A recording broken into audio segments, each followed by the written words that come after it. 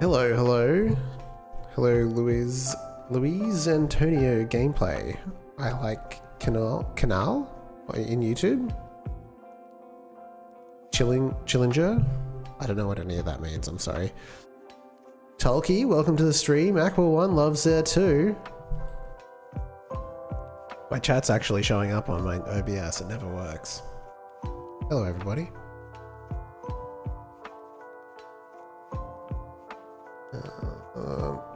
Let me just switch things up. Souls and Chill. Yes, it is Dark Souls music. Confirmed. Gwyn, the Lord of Cinder.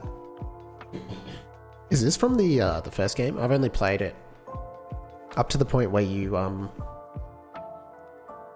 don't know. It's like the first act, I guess. Things get unlocked a little bit. Grey Ninja Guy, welcome to the chat. Let me change desktop. I got things showing. Desktop overlay. Hello. My camera's working again. It wasn't working last stream. Final boss in a chill remix. Dude, I bet you it's not chill. One day I'll go back to that game and finish it, but right now, or, you know, I don't. The thing is, like, I like Souls-like games, but sometimes they feel a little bit clunky. I don't know. It's a mixed bag. Okay, we are back. I was doing some experimentation yesterday. I didn't stream because it was like a weird time, but don't worry about that. We've been looking at the pathfinding for this enemy. And I'm right now at the stage we're sort of just like trying to improve the enemy and the player interactions so that they feel a little bit more fluid, I guess you could say. And I've been working a lot on pathfinding, so I was experimenting with like navigation, with steering and all those kind of things, and eventually I've settled on using navigation because it just like feels like the right thing. But you sort of need to, at least in my opinion, what we're going to try to do today is like add a bit more flavor to the movement so it doesn't seem like it's so robotic, I guess you could say. Because like I feel if you have like an unfiltered path to your destination, it just seems very, you know, doesn't feel natural. Especially when this is kind of supposed to, my plan is to make this a drone. So you can sort of see like the way it works. It starts and stops a little bit and it slides around. So when I eventually get around to like making the pixel art, I think I will make it like a little drone that boosts every time it moves, if that makes sense. But yeah, so just trying to work on like making the movement a little bit more varied and not so robotic, if that makes sense. Oh shit, I'm in a bind. Bit difficult to target. Oh god. There we go, got it. And so we'll sort of try and work on that. I also need to, what else do I need to do? I need to work on sort of cleaning up the script so that it's a little bit easier to work with depending on the kinds of enemies. We'll probably need to split it up between flying, ground, and different kinds of things we need to work on, just so that we have like more stuff to make to put in front of the player before we start building out the world, however big that's going to be. I'm kind of thinking maybe I'll just do like an arena style kind of thing. We'll see. Like, I don't know. It's mostly about experimentation at this point and getting something good. What is the range on this guy? It's pretty good. I did a pushback as well. It's kind of hard to notice. I'm loving this game. It's been developed since the last time. Sorry, that's good. I'm glad. I've spent a lot of time like getting the damage interactions sort of up to snuff, because like you got to take damage and we've got contact damage and all that kind of stuff, and just cleaning that up. I've got to clean up the health as well. I want to like sort of separate out the things that the player can access and the things that like an enemy can access. So probably making some more hierarchy within the health container so that we separate the two rather than having like a boolean, because right now Like there is a can be invulnerable button that just needs to be ticked off for enemies because you don't want them to be invulnerable kind of thing. So yeah, just stuff like that. It's got only 70 health. So the question is now, where do we start? I want to look at the motion state because it's kind of a mess with the enemies. So the enemy motion state, I feel like, and then I guess we'll look at like different kinds of enemies and how we can work on that. Classic A-star pathfinding, yeah, 100%. It's just like, I'm pretty sure like under the hood, Godot uses A-star. It's really easy to access. Like it's, where is it? Get navigation direction here. Let's pop this out. So what we've got here is you just like set target position. It gives you like a path. Basically you go get next path destination position and it'll just like, you know, it'll just tell you where to go, which is pretty easy. And you just call that every frame and it just gets updated. So really straightforward stuff, and it's really more at that point about trying to add your own personal flavor to the movement, because I thought originally I was like more keen on steering, but that has its own technical limitations as well. So you know, I think this will be easier to add flavor to, but it's more like just probably working on the direction and changing the way that it works. Pathfinding, no, it's really easy in Godot. As long as you're using the agent, like you just have to know how to set it up. Like you need to know how to, like you need to have a navigation agent and the quirks that come alongside that. It's also like not super efficient. Like I've had limitations in games where having more, so they got just pathfinding for the algorithm. There's no other choice. But there are more options for pathfinding in Godot.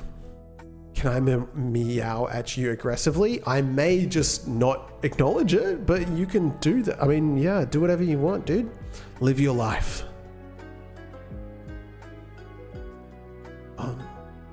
Okay, there we go. What does that pathfinding look like? Simplified pathfinding. Doesn't really look any different to me. Okay. I might just leave that on anyway, because it's not super complicated. All right, so let me take a look. We're looking at the motion script. Enemy motion. So I think I've got stuff here that needs to be removed because I've got a lot of tech debt essentially from my experimentations. Ban.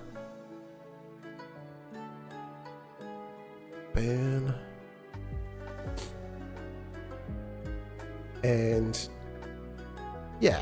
Check-in range, on velocity computed. Obviously we need that. Update gravity. That is going to be something that's going to be difficult to implement with navigation. That's the other thing that's going to be tough for the ground-based enemies, I think. They're less complicated anyway, so maybe we can just forego using navigation. I wonder if any of these can be eliminated. Navigation, old move. Okay, well that definitely can go because it's the old move function.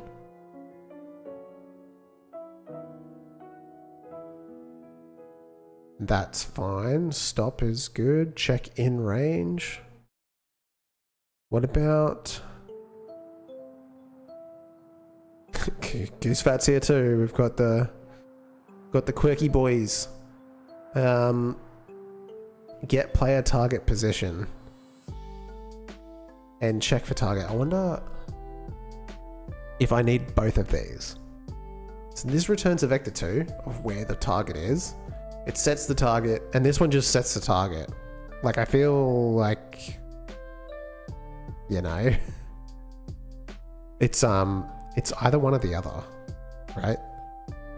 What am I using either of these for? Check, do I ever use get player position, I guess is the question. I feel like I do, because how else do I know where to go? That. We update target position. Target update. Oh, that's just like how often. What does this do? Oh, this is like, this actually, we need to rename this. Okay, let's clean this up first of all. And we will... What is this really? Just like...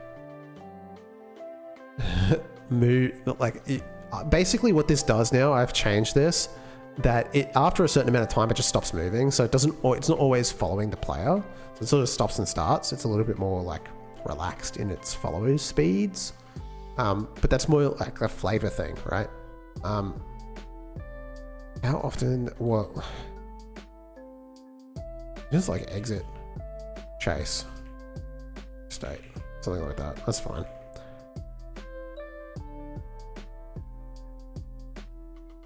And do we care if there's a target? No, we don't. And then just take that back. Okay, so if we're in range, we go to idle.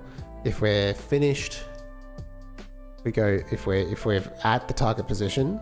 Are the Twitch chatters pairing? Yeah, the Twitch chatters are doing stuff. Replying to Ackle1, can you reset the simulation again, please?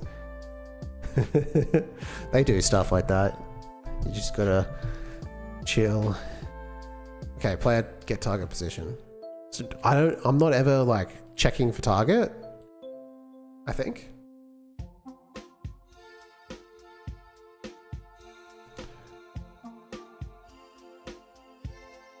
Get player target position.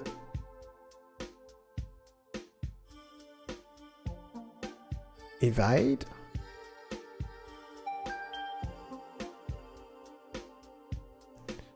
Check for target is in the attack. Oh, okay, so I do use that.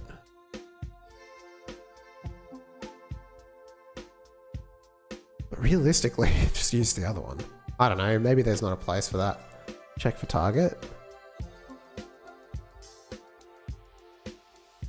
Finally cleaned your GitHub account. Did you take out the pairing? Did you... Always good time to have a good time. I got to start working on Rocket Jump again. YouTube, Chaff is a very good boy. Alright, Tolkien. Have a good night. Good luck on your Rocket Jump game. I look forward to trying it again.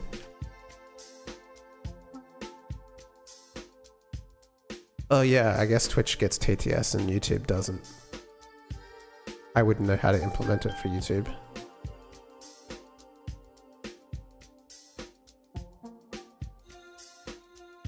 But he doesn't pay us enough attention, you woo. I don't. I mean, it depends how you're talking.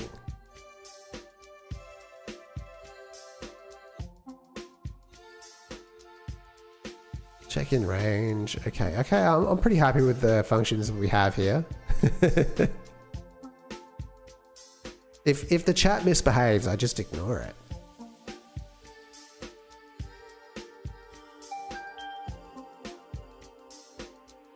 Right. Okay. So that's a good baseline to start with. I'm happy with that. So like what happens if I try to do the same thing? So here's the thing. Gravity alongside navigation. How does that work? Right? Because we had another character that was like a ground-based enemy, and we actually redid, excuse me, the motion so that it just went in the direction, basically. And I don't even know, is this like a valid... Okay, so this is still a valid function. This is kind of like an unused thing. Like, I just really need the direction. I don't need the target anymore. So that is something we can clean up. So if we remove that, we hit save and everything's going to break. So ground chase, ground enemy motion. Asking like, why are you misbehaving? And then just dropping cat noises in the chat.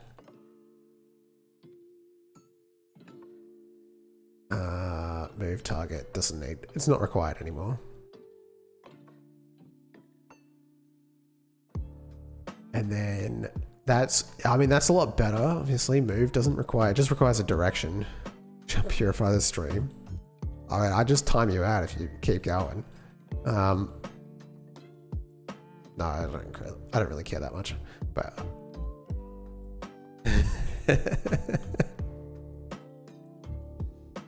Okay, we've got stop, and then we have gravity, but it's somehow different from the other gravity. I actually don't know.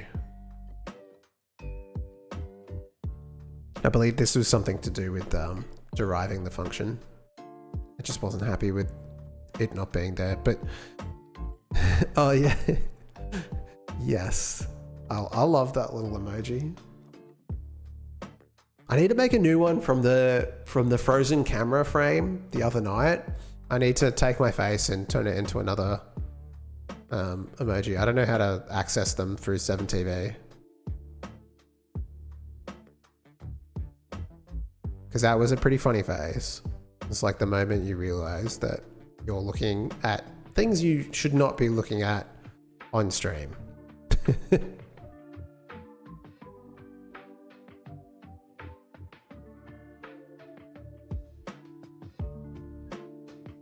Yeah, I don't actually, now that I've installed the 7TV app, I don't actually know how to use my own emojis.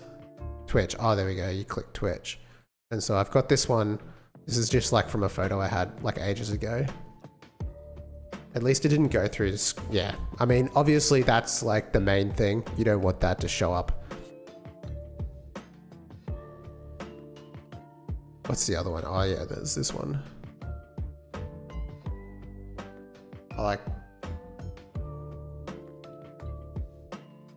I need to remove a couple because there's one there that's made with AI, which I don't like.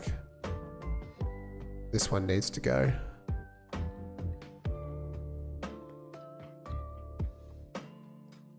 If I made a game engine that uses Haskell, I wouldn't even know where to start, right? Like that's like well above my skill level. What is Haskell anyway? That's beyond my pay grade.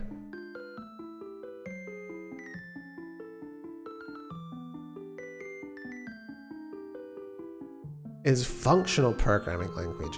Now, explain what is a functional programming language. I actually think I kind of know, but I've definitely been told what it is before and gone like, that's interesting. Back to using GD script. I think this is fine, honestly. Like looking at this now. Like we have a lot of ability to clean this up because direction to target. I believe we even have functional programming is when you operate on a data with pure functions without side effects. Okay. So just like math, I guess. I don't know. I'd imagine there's a lot of math involved. Yeah. As we get player target position returns the position. So we've got a function now, like looking at this chase function. There's a lot going on here because I was trying to get around the fact that we had flying enemies and ground enemies and all that kind of stuff. You should use BF. I'm guessing that's another programming language that I've never heard of. I've used the programming languages that I've used the most, obviously GD script, and then I've used a lot of Golang. I was really into Golang for a bit, and obviously I still use a fair bit of Python from time to time, JavaScript as well for work. Or I used to, they took away my admin rights, so now I can't run code anymore. And they didn't do that because they found out that I was running code. They just did that because they were like, accountants shouldn't be able to run code anymore. Actually, you know what? I don't even think they knew that we could. They just decided that they didn't want us to have admin access to the software. So sad days. But I was using a lot of JavaScript at work, and yeah, Golang. I really like Golang.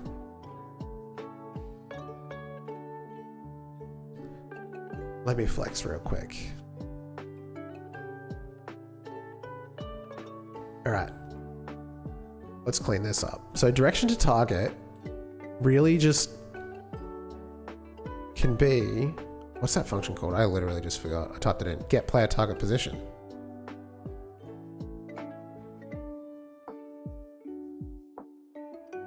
Target position equals get player target position.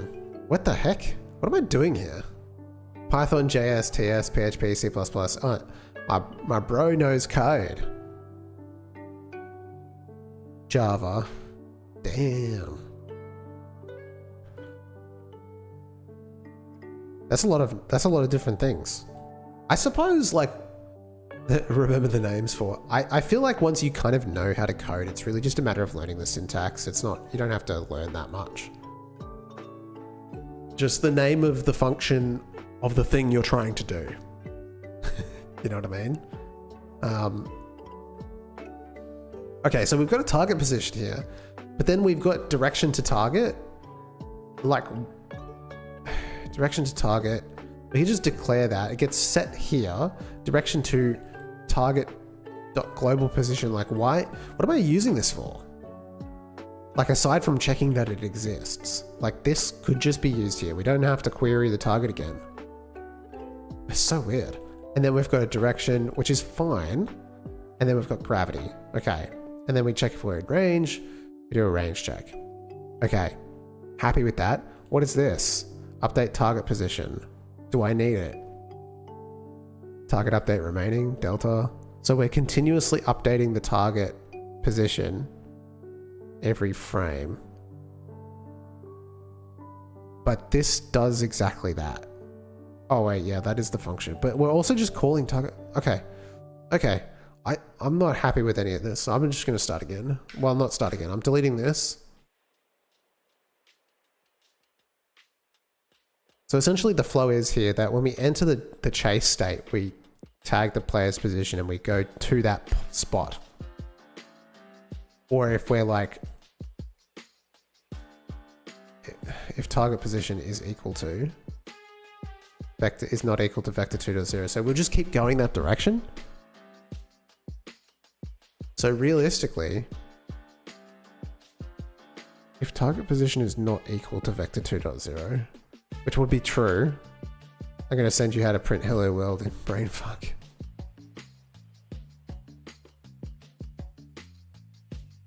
What I really want to check, so we've got like all of this, that's fine.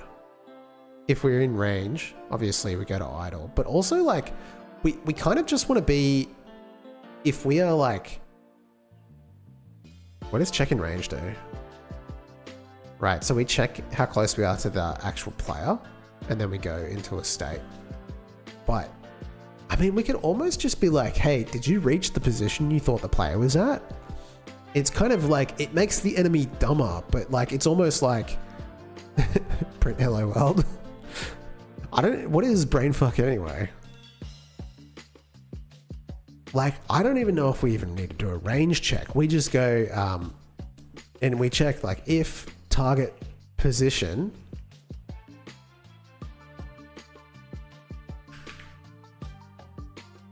is equal to global position, I guess enemy.global position.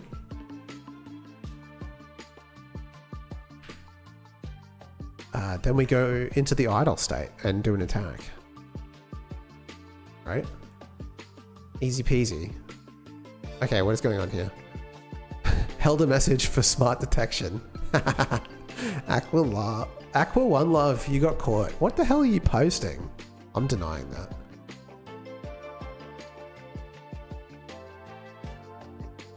And this exact thing is hello world. Okay, that thing that I stopped from printing because it was just nonsense, but I guess it's not. Paste it again. I hope you copied that. I hope you didn't type it out.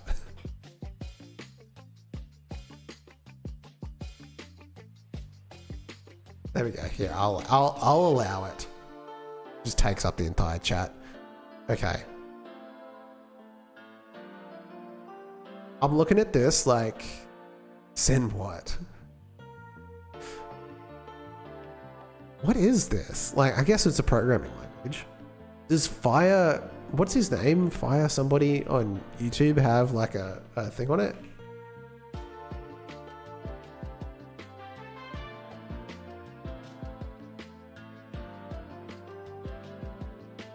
Fireship. Here we go. 3 years ago. Pause the music.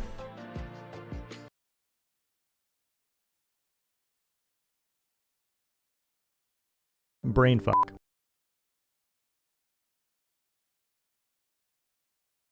a minimal esoteric programming language designed to make your brain hurt. It's Turing complete, but not designed to build actual software. It's more like a work of art that challenges the status quo. It was created in 1993 by Swiss physics student Urban Müller, where the goal was to create a language with the smallest possible compiler. It was built for the Amiga 2.0 operating system, and the compiler weighs in at under 200 bytes. A brainfuck program starts with a 30,000 byte one-dimensional array. All values are initialized to 0, then it provides a movable pointer that you can manipulate with 8 different commands. Use angle brackets to move the pointer left or right by one cell at a time, then increment or decrement the value in a cell using plus or minus. Use a period to output the byte at the pointer's current location, or use a comma to accept input and store it at the pointer's current location. And finally, use opening and closing brackets to create a loop. What is the point of this? Just for fun? Like, this guy made it for fun, right? Like, people don't actually use this for anything. Notice how brainfuck doesn't require silly things like variables, functions, and classes. To get started with brainfuck, delete your operating system and install Amiga OS. Then create a file ending in .bf, which stands for brainfuck. Any characters that are not the 8 I mentioned previously will be ignored as a comment. At this point, we have an array with 30,000 8-bit numbers, all set to 0. To say hi mom, we'll need to set each number to its corresponding ASCII character. We can increment the first cell, then enter a loop with an opening bracket. For each iteration of the loop, we'll decrement the current cell by 5, then use an angle bracket to move one cell to the right. We'll increment that cell by 3, then move back to the left and close the loop. The loop will continue until the original cell goes back to 0, at which point it will exit. We now have a value of 103 at index 1. We can move the pointer to it, increment it to 104, then use a period to output it. That corresponds to the letter H in ASCII. We can increment it again to get 105, which corresponds to the letter I. Now we continue this process of manipulating memory like cavemen until we output all the characters that we need. Now to run your code, use right-click, copy, and paste it into... Oh my god. I don't... What is... I mean, I guess it's cool that someone made that.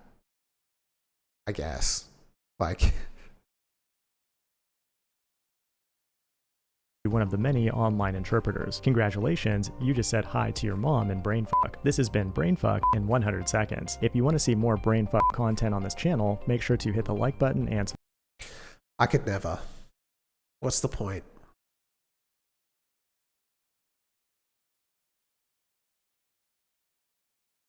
That language is stupid. I agree. I do agree. Yeah. It's cool. I think it's cool someone made it, you know, but also like, why does everything need a purpose? Yeah, I think like obviously the goal was to make a programming language in a very small compiler. And so like, yeah, I mean, you're right. It is like a form of art in a way. It's like, here's the most basic way that you can manipulate computer memory. Aside from like, I mean, is it small? I don't know. Like, aside from just using it like machine code at that point, you know? But yeah, it's very fascinating. But yes. Pointless. Okay, where was I? Oh, that's right. We're just deciding that once the enemy reaches the position of the target, then it's going to finish a mid-idle. If the player's standing still, it's going to run straight into the player. But who cares? You know what I mean? We don't need a target check anymore. We've got target update remaining, nothing. This is going to be one of those enemies that just runs at you. I think it's not even going to have an attack. That is your most basic kind of enemy in a Metroidvania, right? Just comes straight towards you. And that's it. That's all it's going to do. I wonder... I might change the sprite to be like just a red box. Where's a sprite? A sprite. 32 by 32. Just a placeholder for now. A red blob.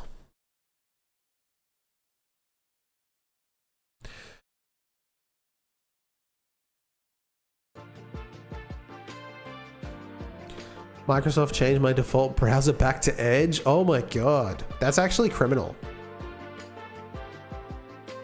Shouldn't be allowed, to be honest.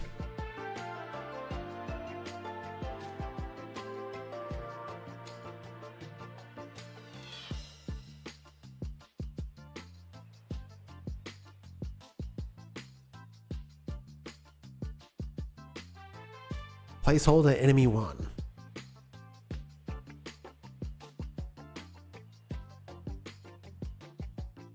Why are you not on Gen 2? Who cares about? I mean, just use the operating system you want to.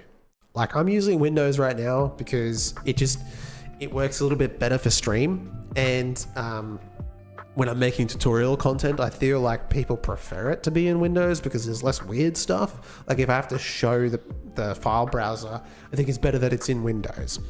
But like, realistically,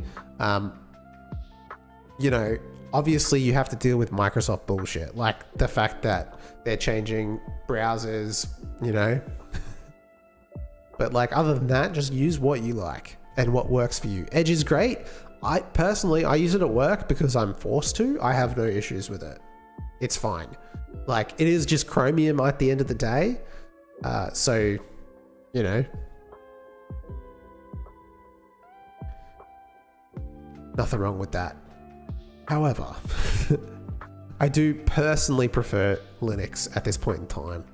Although I recently upgraded to Windows 11, and to be honest, like, the startup time is quick.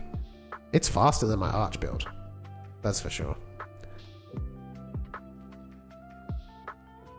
It's probably my fault though. Let's be real. Okay, changing this to have just a reg box because it's not gonna do anything fancy anymore. Where's that gone?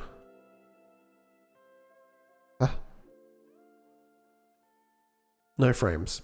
No frames. Delete the animation player.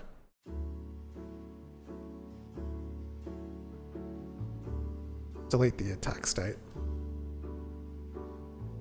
Delete the evade state. Delete node evade, yep. Okay, so we've just got idle and chase for this guy, this little dude. And he is literally just gonna chase you as soon as he sees you. That's his entire thing.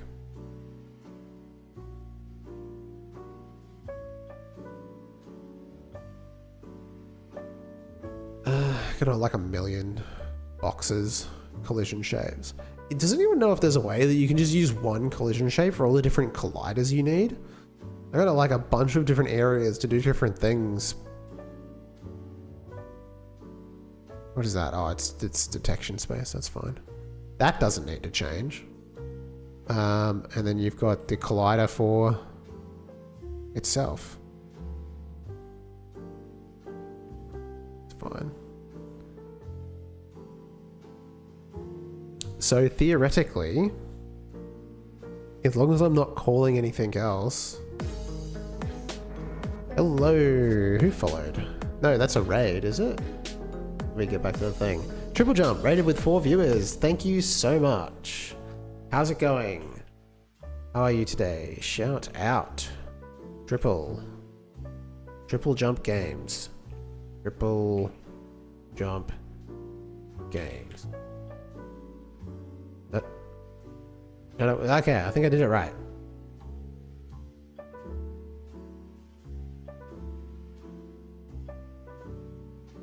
Yep, that looks correct to me. Hey, how's it going? What have you been up to today? You're working on an indie game in Godot? Damn, that looks sick, dude.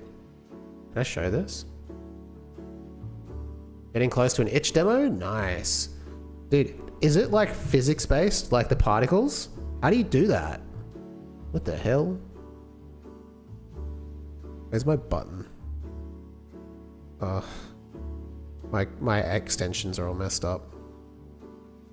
It's cellular automaton game-like. That's cool.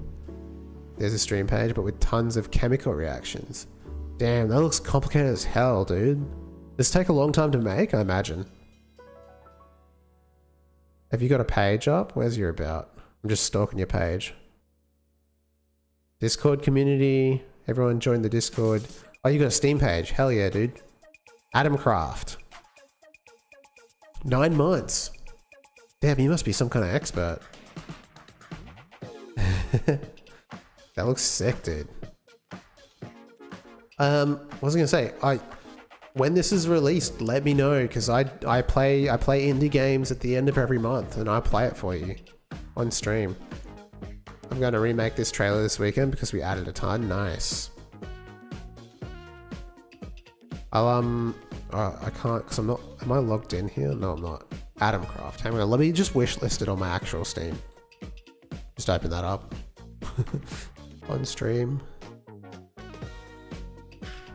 Adamcraft. Hell yeah, dude. Oh, it's already on my... Dude, it's already on my wish list. Actually, already on my wish list. Apparently, I'm already a fan. I don't know when I clicked it. How long the page? That's awesome.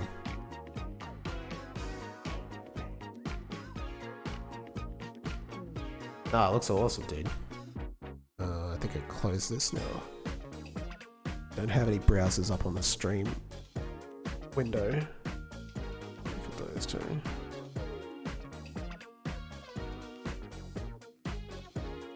Yeah, we're doing all right. We're sort of at the prototyping stage, so we're sort of right now. I'm working on creating just a basic ground chicken enemy. nugget fan. Chicken nugget fam. We're just sort of working on the enemies, so it's basically kind of going to be just a mini Metroidvania. I'm not really sure how I'm gonna. I'm not really sure how far I'm going to take it. Now it's not working because I've been refactoring the enemy states. So one of the enemies, I'm guessing this one, has 2 function calls when it really only needs 1 now. Let's see if that works now. There's a bunch of them, I guess. Enemy motion. Evade, fall. I'm guessing idle. Oh my god. Does anyone else ever get that problem? Enemy idle. Stop. Okay, we should be good now. Okay, yes. Cool. So yeah, it's just going to be like a Metroidvania. So we're going to have, you know, your basic shooting. And this is the enemy that's just chasing us around. So it really just does 2 things. It just chases, and then when it gets close enough, it shoots at you, but not very accurately. You're pretty safe to just stand around. So yeah, that's at the stage. I'm just trying to build out like a good interaction system between the enemies and the player so that it's actually fun. Because like, I think that's the biggest thing when it comes to like 2D platforming Metroidvania type games. It's like either you need 2 things really, or maybe 3 things. You need either good exploration, good gameplay, which I would count as like the compact combat, or good storytelling. And like, I feel like if you can just nail at least 2 of those, you're in for good. You're like, it's going to be good. Like, you don't necessarily need good storytelling, but I definitely feel like the exploration and the gameplay side of things needs to be good. If you don't have that, otherwise, why would people play the game? But we'll see. Why did you do this? Ah, chicken nuggets. Okay. So, ground enemies that just run at you for no reason when they see you. Can I even see? I can't see the sprite behind all these goddamn area detections. There it is. It just idles and chases. Let's see how this... I think it's just going to crash, to be honest, because there's going to be something I've forgotten.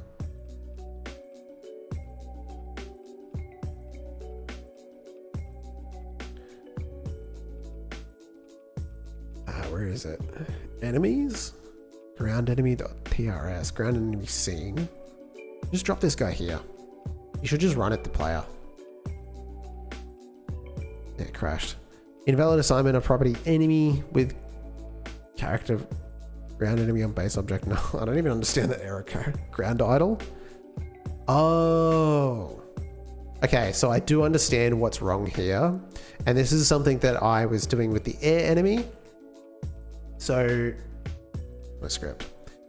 I've given this a class name, but they're actually, like, I'm pretty sure using 2 different scripts here, because of course they are. So I need to take a look at the ground enemies character body script, just see what's going on there. What is this?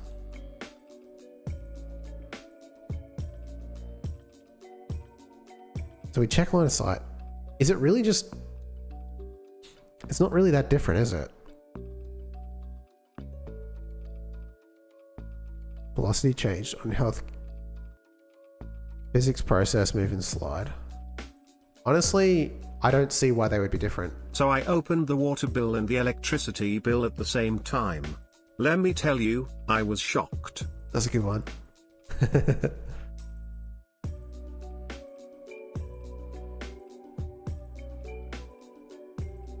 I think I can just use the other script. Like, there's literally no reason. Check line of sight, velocity change, physics process, health container 0, damage taken, which is like a knockback. So we've got, yeah, there's nothing here that's specific to flying enemies.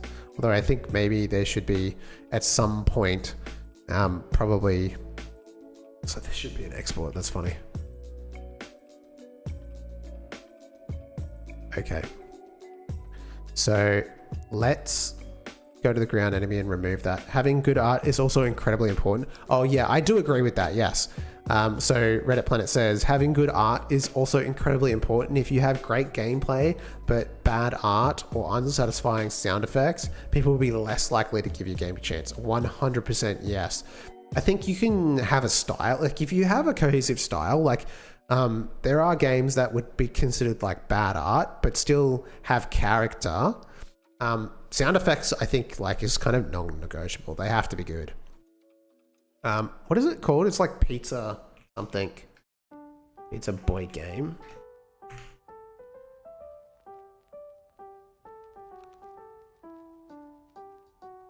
This is not it. Pizza Tower? Is that what it's called? $30. Mate. That's pretty expensive. Like, I mean, even if I actually, you know what? Now I'm looking at this is not bad art. Yeah, realistically, it's just a style.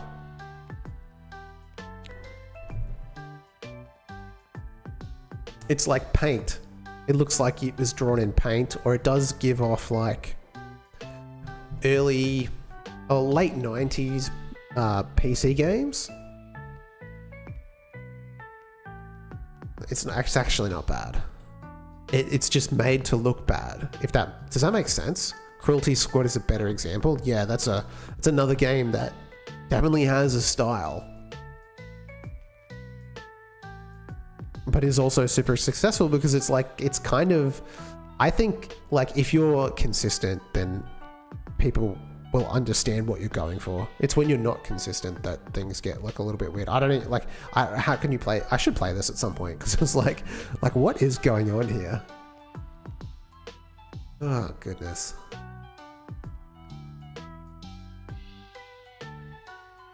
But yeah, what are the sound effects like? I wonder if they pause this. They're probably also crunchy as hell.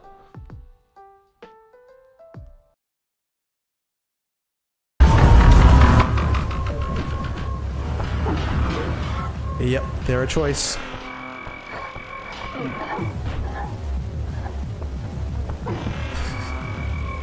Yeah, I don't know about that. Gameplay trailer. Hell yeah, let's have a look.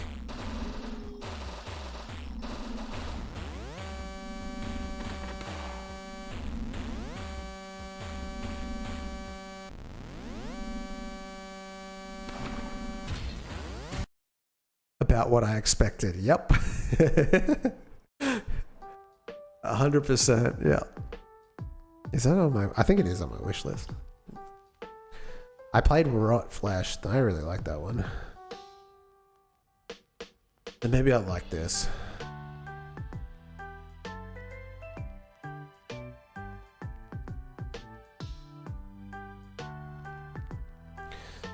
Hello, EMS. I have appeared again. Welcome back. Okay. You can ask any question you like. I'm an open book. I'll tell you anything. Except where I live. I won't tell you where I live. I was removing the script here.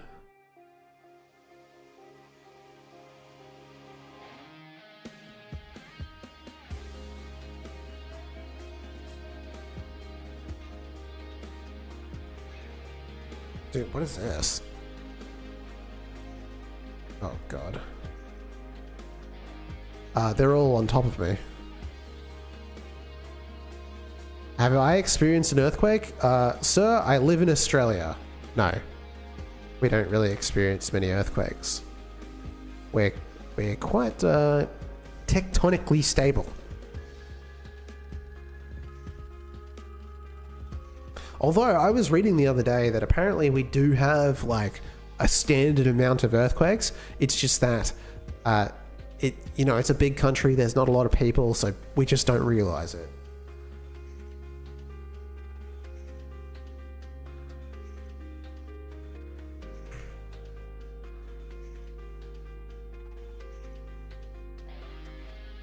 There's like 2. List of significant earthquakes in Australia. 1855. Okay, so when the list starts at 1855, so you got, this one was just the other day, actually. People were talking about it. And then, it's like one every year, but like if you look at the damage here, you got one building destroyed and another damaged. Nothing happened. This one had a 5.6 on the Richter scale. It was just out in the middle of nowhere. Like Kilcavan. I don't know where that is. It was nearby because my friends who live like north of where I live, they felt it, but it didn't affect anything. You know what I mean? One building destroyed. We got moderate shaking on the ground felt as far as Melbourne, which is a big city. Moderate shaking, like nothing, minor damage. It looks like maybe we have one every year.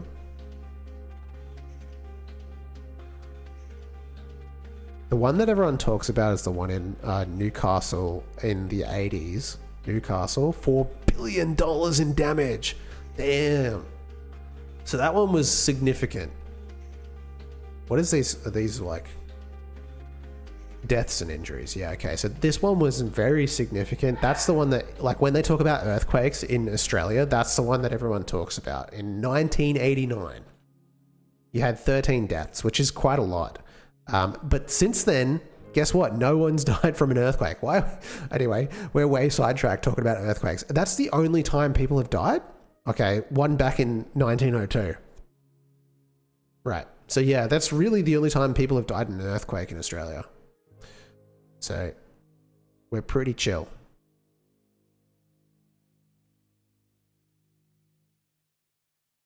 Sorry.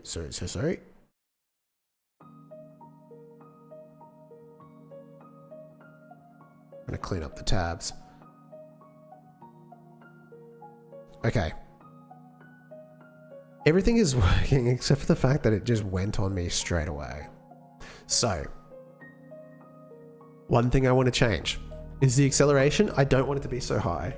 So now we're sort of getting to that point now where we can sort of like manipulate how the enemy behaves. So the movement speed's quite high. I actually think that should be slower. Let's halve it. So this is like an enemy that would sort of, you would like try to land on the platform, you know it's going to run straight at you, so you have to kill it really quickly. And in fact, its positioning in the game is not very good to test. I live in the Philippines, and I think I felt an earthquake right now. Wow, that's crazy, dude. Stay safe.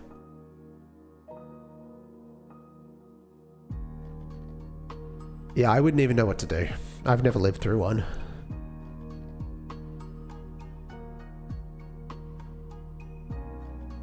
So stick him over there.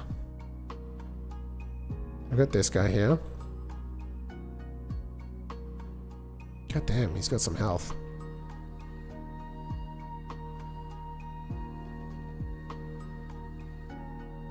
And it never reached its destination.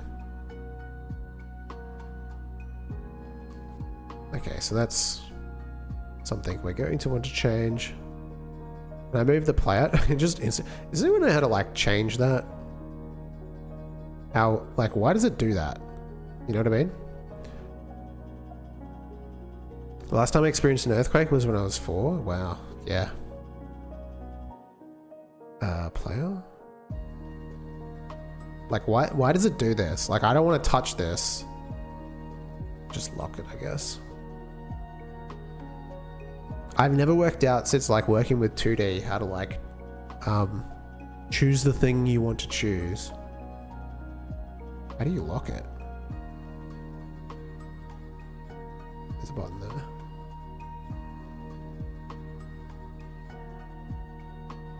Chuck him up there.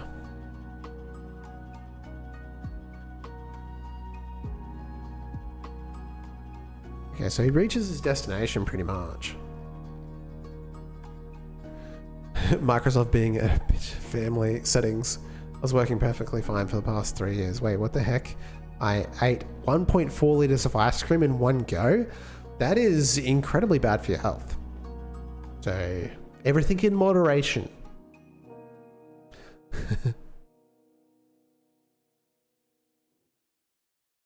EMS, I'm assuming you're responding to Reddit Planet saying that the last time they were in an earthquake there was 5 when I was 4, or the fact that I've never experienced an earthquake in my life. You know what I mean?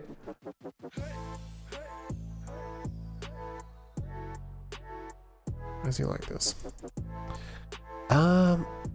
Okay, so why is the ground enemy not actually exiting chase? So if it is equal to the enemy.global position, then I guess it's like is equal approx maybe, because like it's not exact because there's like sliding and stuff. Any law, anything my brain can help with? Also yes. I don't know. I think I'll worry about that kind of stuff like if it makes it that far, if that makes sense. Like I never concern myself too much with story or lore until we're at the point where we can actually like make something.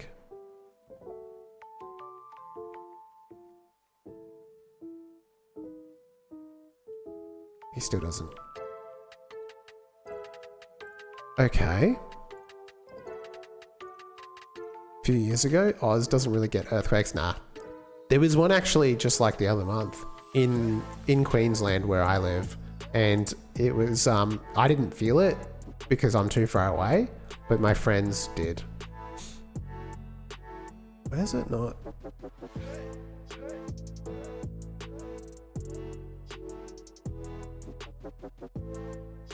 It's really misbehaving. It should just be sitting. So how I try to set this up, so that was a bit picky, is with the chat just on the other side. Where's OBS? I can't see. But for some reason that like slipped out.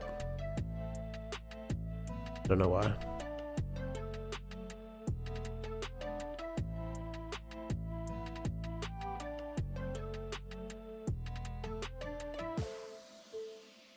So now I can just press a single button and get it to like move into place. Okay, so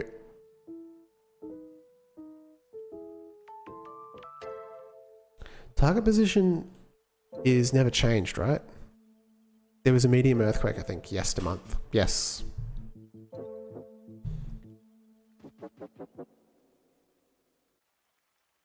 What is a medium earthquake? Is that like a 5?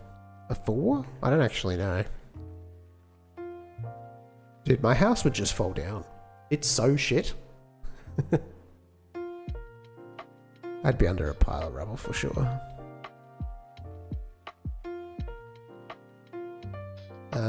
Okay, so what I need to know, if target position is not equal to, if target position is equal approx to enemy global position.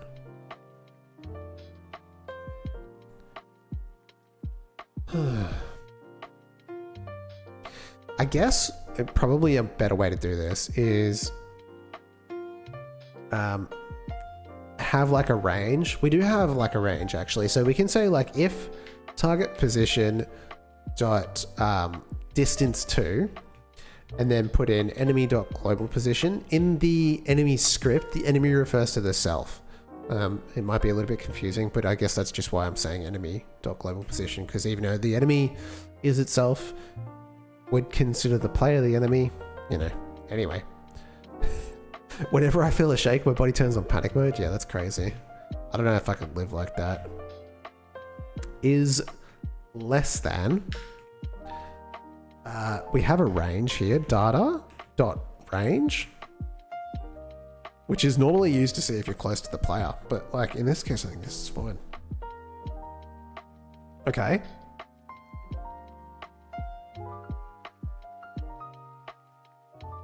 Still doesn't get out of it.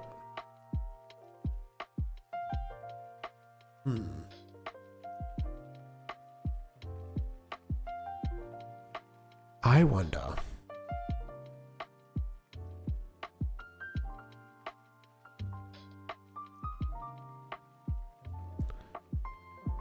What does that look like?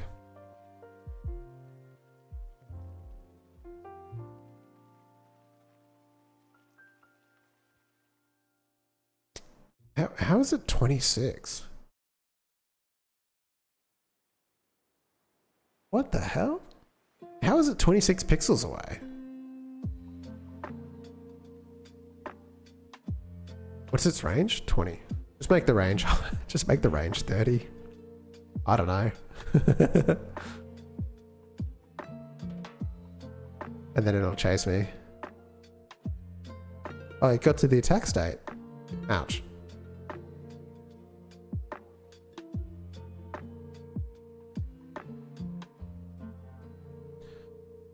That's interesting behavior.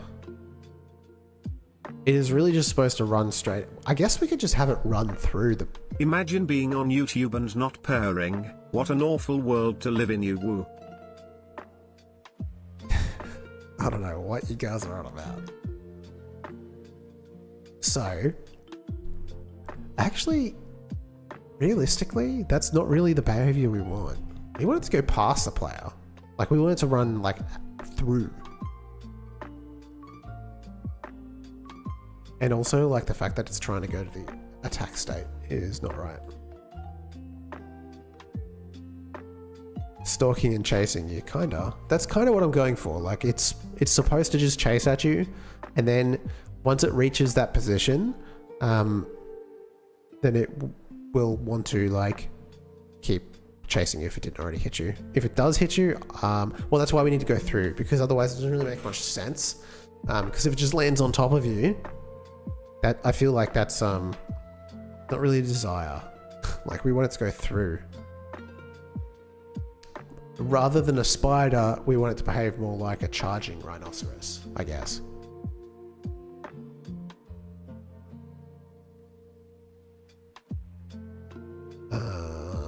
Okay, we don't need that anymore. So, the direction to target. Oh, well, it was already... So it was just going, and once it...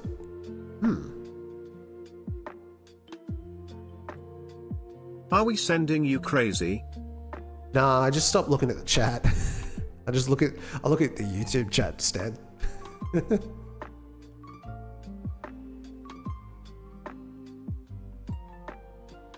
Actually, yeah, what the hell? Why are you all being a cat? That's actually a good question. I don't know what the deal is. I'm too old. When I was young, like when I was in primary school, that kind of stuff was mostly done by, like, we used to call them horse girls. They were like girls that like to pretend they were horses. But that was, you know, in the 90s. Like, you know, that was a really long time ago. So I don't know.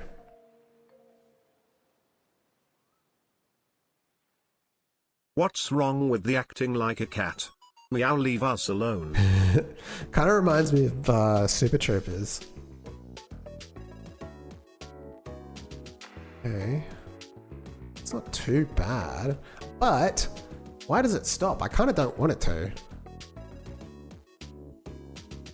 I want to be a cat too, but at the same time, I want a dog. Dogs are the best. They're just so loyal. I don't know. I guess it depends. Oh, is my door open? Hang on a second.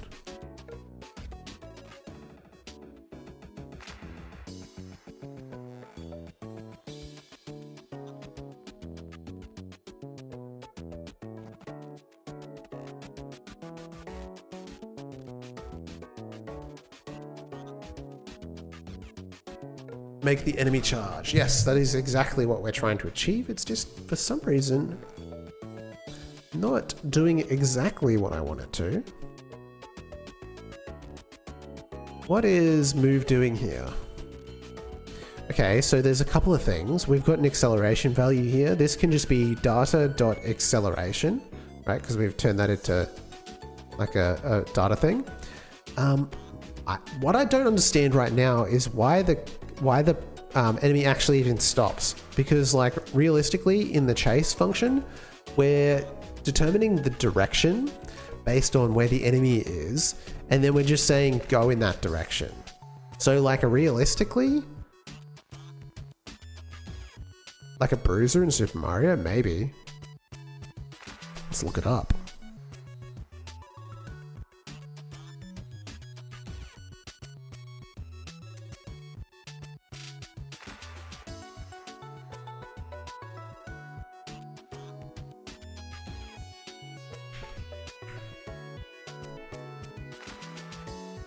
Bruiser? Is that how you spell it? I don't know what I'm about to watch.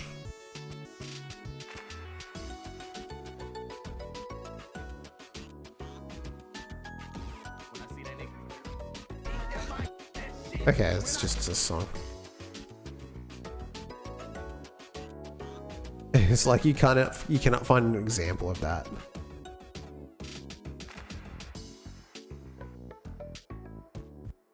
So weird. Dude, what the fuck?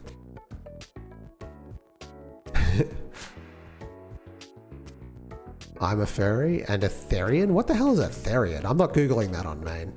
Hang on a second, let me move this.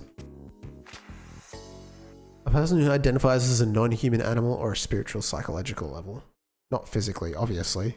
You can't really be physically a different thing. You know what I mean? Like, there's limitations to science. Although it'd be like that South Park episode where the dude becomes a dolphin.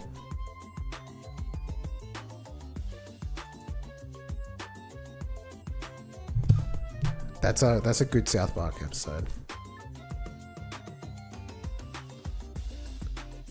The way I see that kind of stuff is like it's mostly just like it's for fun, right? Like it's not really, people don't think they are those things.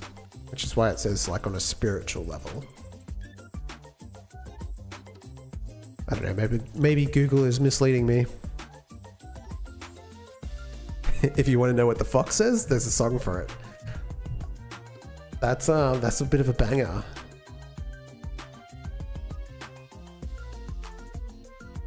Maybe? What the? Hang on. Direction is just moving in that direction. Why would it ever change?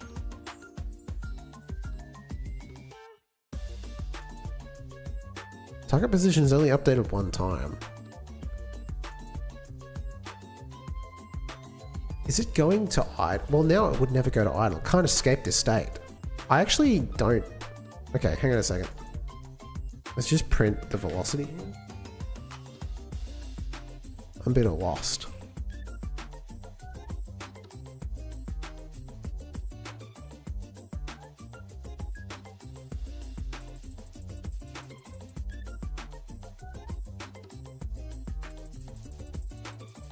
It just slows down.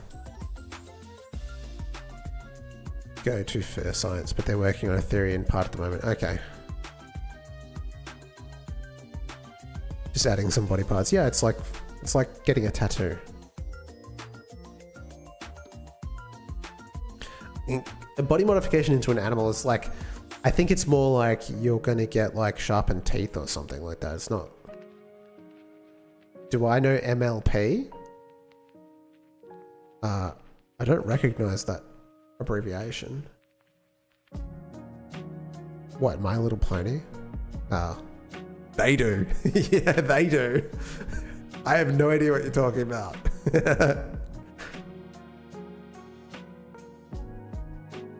Done full surgery to become a dog. Yeah, but there's no way that looks good.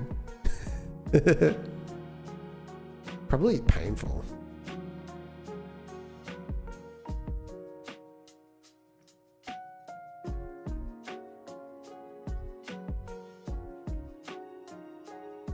Unfortunately.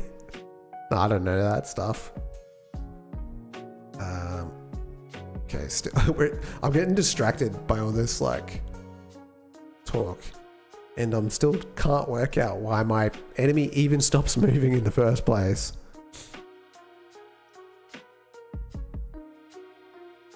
Function move. X. Emit. Velocity. Huh. Is it the navigation agent? Avoidance isn't turned on, which would cause it to not move at all. The fact that it even needs to have one is kind of a problem in my book.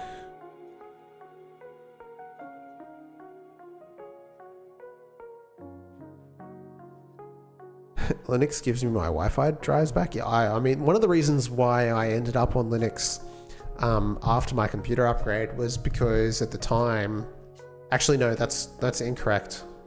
My bad. I was going to tell a story that's completely untrue because I was misremembering.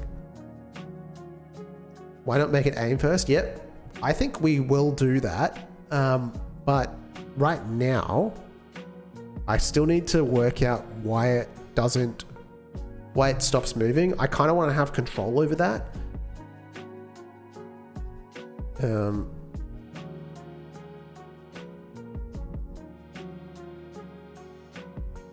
Does the direction to target? Oh. Target position? It reaches... I get it. Right, so the direction to target is not continuously updated. So, right. So this is what we need to change. So this here needs to go up into the enter function. And so what that will do, in fact, this... I don't know why it's called direction to target. It should just be called direction. I think there's a variable already called that. It might give me a warning. I'm glad I worked that out. It's because I was updating that every frame. So once it got to the target position, the direction went to 0. Okay. Now it will just continually move in that direction forever, basically. Like that. And it won't stop because we haven't programmed that in yet.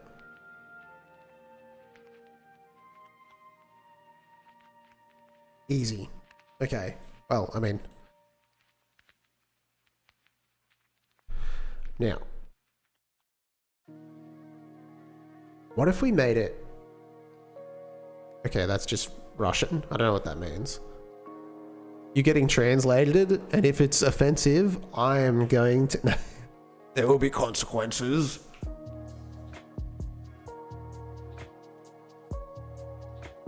I love speaking Russian. I'm going to eat now. Nice, dude. Okay. Oh, boy. Wait, no, but don't tell me he looks like that all the time.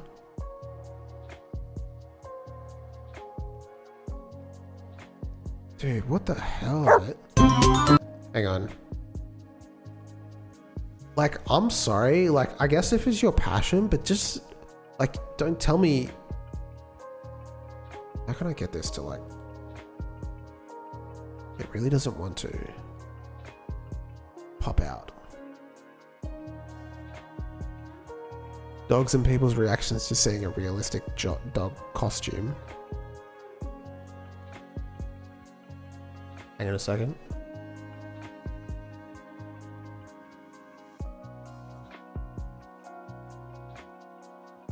There's nothing offensive. I'll trust ya. Like, I'm assuming this is the person there. Screen grab from the video uploaded. A Japanese man named Taku has transformed himself into a canine after shelling out $14,000 for a custom-made collie costume. It's a costume. Oh my god. I was like, there's no way that he just looks like that all the time. The creators took 40 days to make the unusual garment, but it's helped the man realize his dream of becoming an animal. Yeah, thank God it wasn't surgery. I was like, dude, how do you live like that? Because it's like, it's one thing, like, this is the thing, like, he's dressing up, he's just enjoying himself. It's like one thing to do that. It's another thing to just be that all the time. It's crazy. Oh, the dog is a guy. Yes. Okay, so the footage shows Taco rolling on the floor and playing fetch. The man recently posted a video of himself stepping out in public for the first time. Bystanders in awe. Like, if you weren't looking closely, you wouldn't even realize that it was not an actual dog. He might be small, yeah. Video was filmed last year during an interview with German TV station RTL.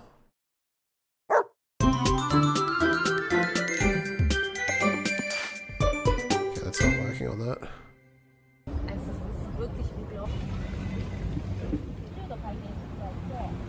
Like, I mean, the legs are kind of stiff. But other than that, it looks legit. I guess the face is kind of dead, but like, I mean, you can't do much about that. Good boy! Amazing! One more time? Yeah, cool, buddy. Thank you. Be careful. Are you good? That cannot be comfortable. Oh, there's another little doggy. It's terrifying. Yeah, it knows there's something wrong. Incredibly disturbing. Was like fuel for horror. I don't know, man. I think I'm not that bothered by it personally, but it is like you can tell the dogs are freaking out. That's for sure.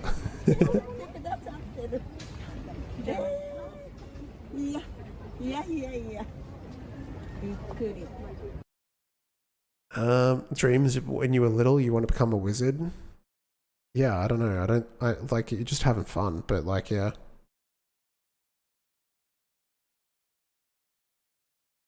A vague dream of becoming an animal.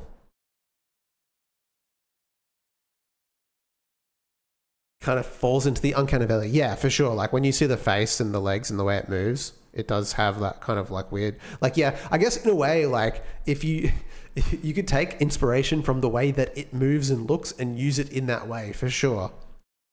Because it is like, if you didn't know, like we know because what we've read the article and we know that there's a person controlling that. But if you didn't know that, I think this would freak you the hell out, right? After approaching the human dog, Taco has chronicled his journey on his YouTube channel, has not revealed his identity. Understandable, because a lot of people react very differently to this. According to the local Japanese news outlet, Zeppet provides a large number of sculptures for movies and commercials and amusement facilities, and also produces costumes that have been seen on TV. So he's a costume maker. 2 million yen. I don't know how much that is.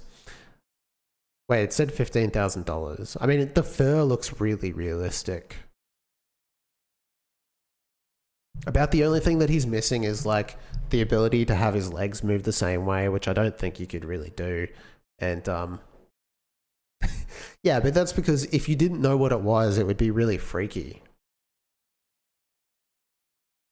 But I think if you're like, I honestly, like, I feel like I just wouldn't notice. And also the tail, but yeah.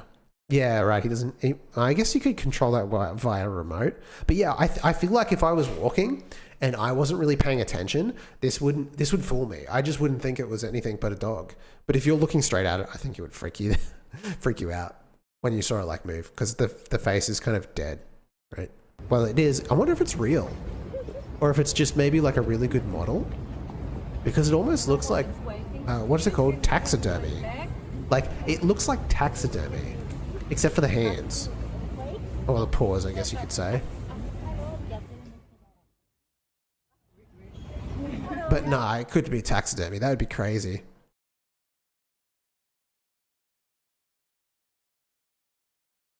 Anyway, that's wicked sick.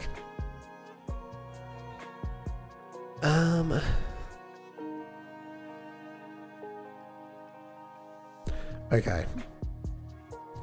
I like what we're doing here, but... And what we can do is... Got one more, we've got more links. Hey, are you Shay? Yeah. What's this?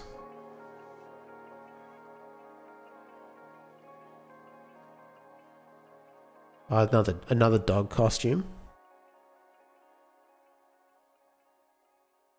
Oh, Jack. Yeah. Yeah, Kate, one sec. He'll come up. Okay, I'm so excited.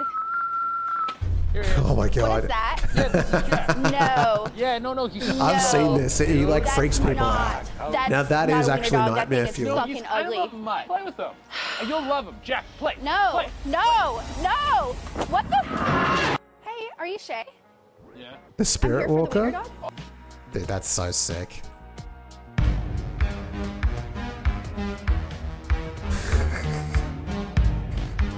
Just hanging out.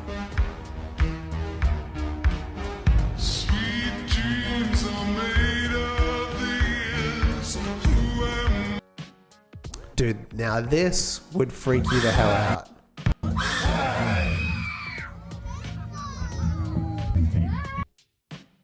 Very cool.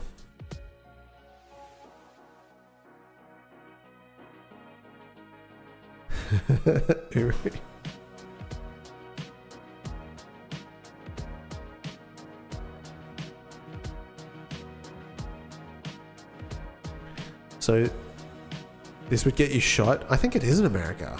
I think it's just contextual. You know, you got to choose the right place to do it. If the target position to the enemy is equal to the data.range, finish emit.idle.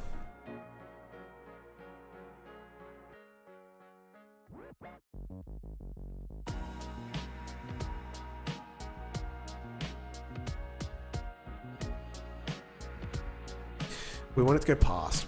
In fact, what if we made that a negative number? What would happen then? I've never done that before. What if the range was negative 30? Or 29 in this case.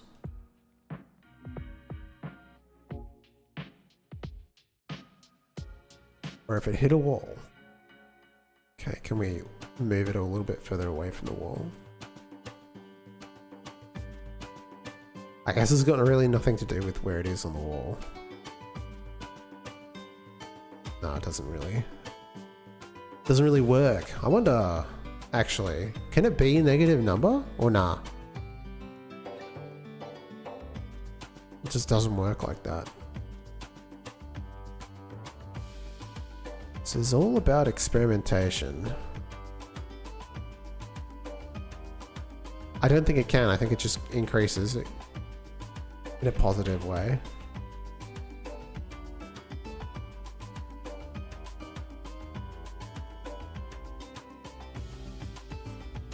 Yeah, it just goes back up.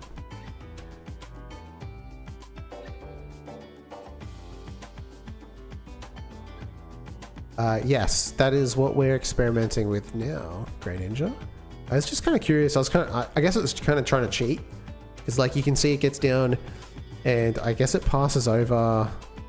You can see it counting down. It gets to 26, because that's about the size of this pixel. And then it goes back up, and it's always a positive integer. Basically what I'm like, I kind of want it to run a little bit past where the enemy was, but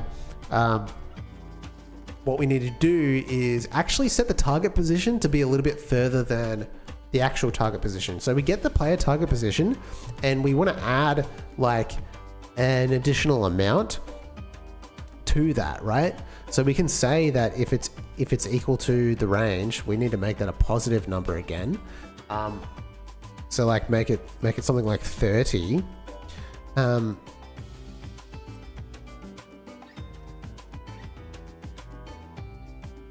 Actually, you know what?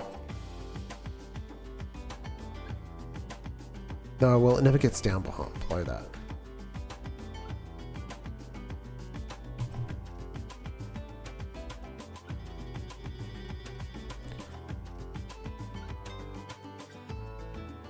And then we actually put the place where it needs to get to, past where the enemy is. So we've got direction 2. What does that return? Returns a normalized vector pointing towards it, A but B normalized.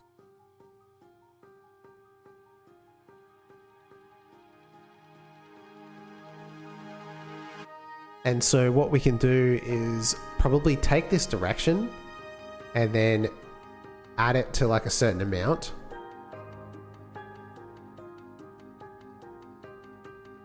So we've got the direction, we've got the target position. We were like target position equals target position plus. I'm going to start with an arbitrary number, like 10 multiplied by the direction. And so like we just add a little bit further, and then if it's close to that, then make it stop. Something like that I think would work. It would run it a little bit further past where the enemy is in theory. Oh no, that didn't do anything.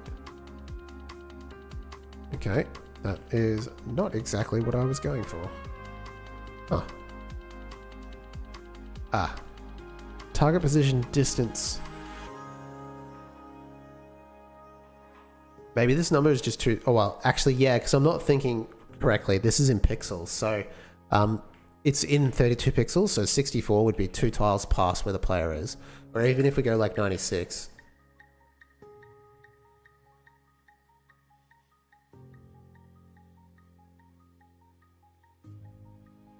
Too far.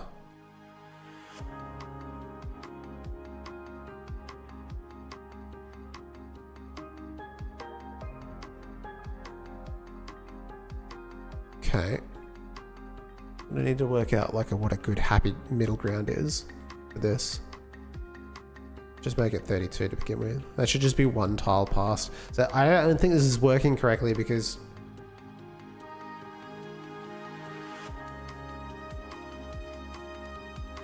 it's never getting there.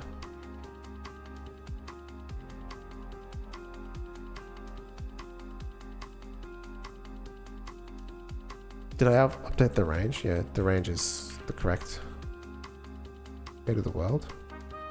Yeah.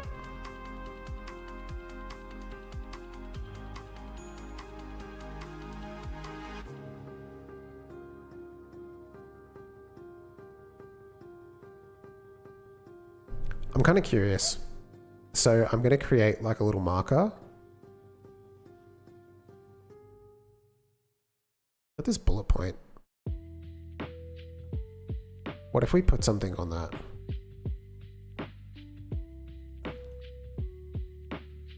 Put another sprite here.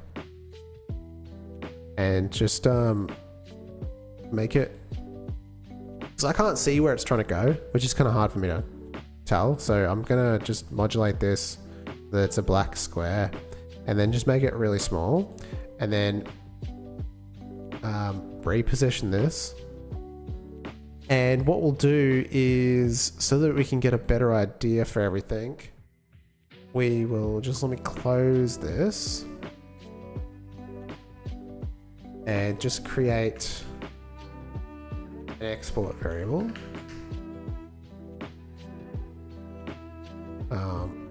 Marker, the marker 2D.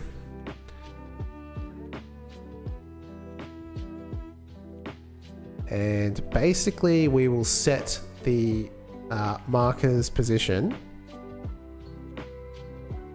dot global position is equal to target position. I'm kind of curious where that is.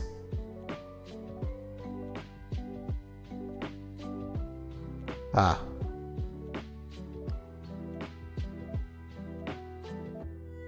Oh, now it's working. Okay. So sometimes it just doesn't... Is it if I jump over?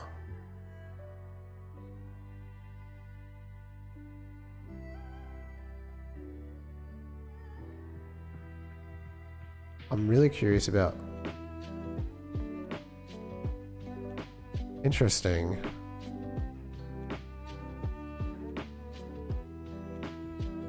Yeah, I don't know. It should go so much further past.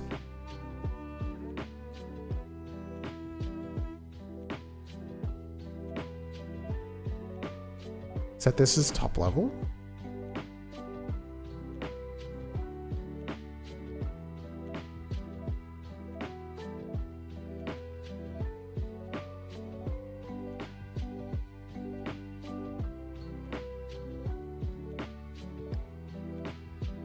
Never quite reaches it.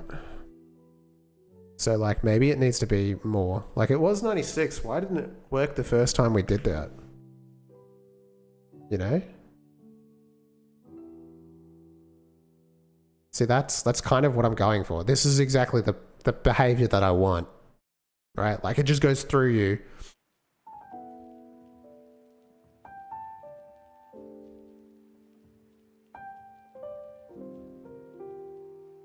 Perfect. Now, so obviously there's something going on when I move out of the way. Okay. That was just a bug? When it can't reach it?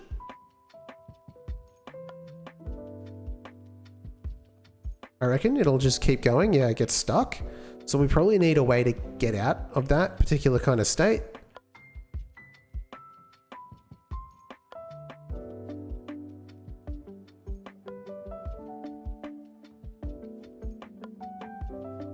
Kill me.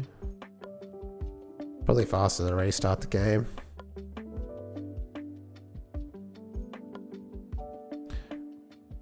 I genuinely don't know why it wasn't working correctly the first time.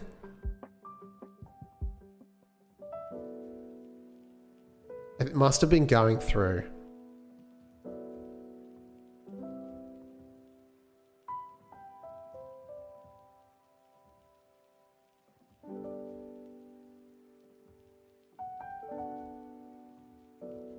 Okay, I could do this all day.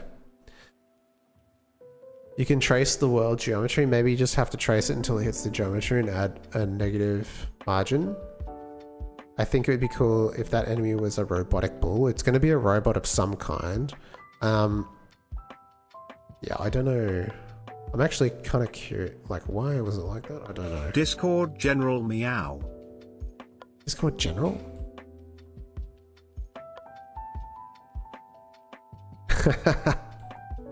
Okay, that is actually pretty funny. Original cropped. You got me there.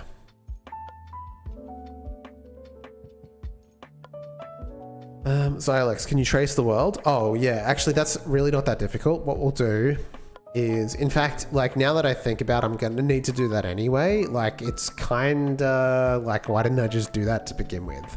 So if it hits the geometry and it's shorter than the actual distance, just take that. Like you'll see when I do this, I'll delete this. And I'll delete this, we don't need it anymore. We'll add a couple of raycasts. We don't need to trace the geometry, we just need raycasts. And when they detect an object, we'll just, we'll exit the state, basically.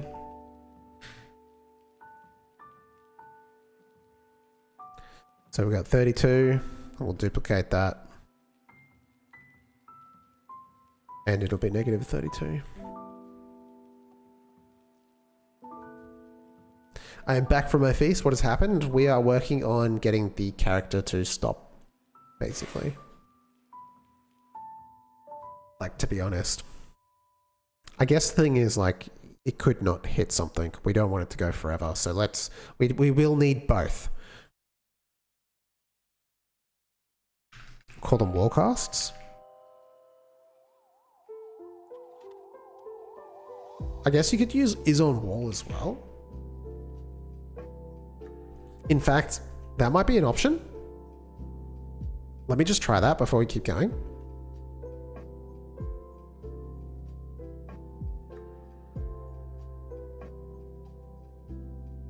So we can also say if enemy dot is on wall, then finished emit dot idle.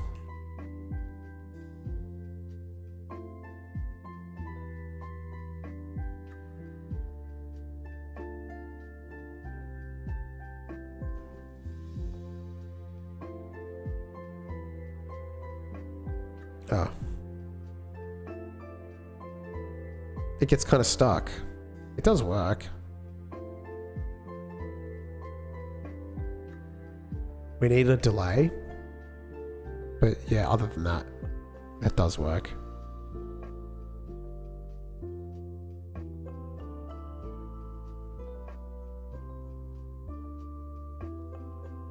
Okay.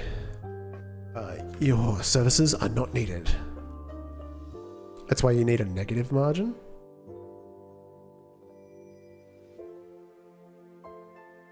it'll most likely get clipped into the wall. Well, okay, so like, I mean, raycast is the other option, realistically. So we don't need that, but what we can do is we can create an export variable and make it a ray array. Very fancy name. And it's going to be an array of raycast 2Ds. So my microphone is not pointed at me. Raycast 2D. And what we'll do is we'll populate that, and in the update function, what we'll do is we'll go for I in ray array, if I dot is colliding, then finish.emit.idle.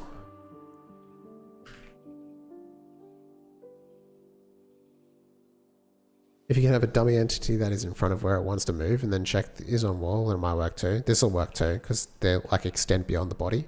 So that'll work. And now we just need an array of arrays.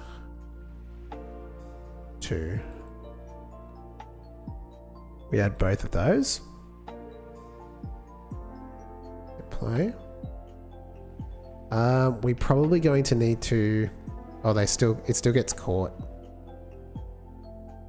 Interesting. And we will need still a delay on that to prevent them.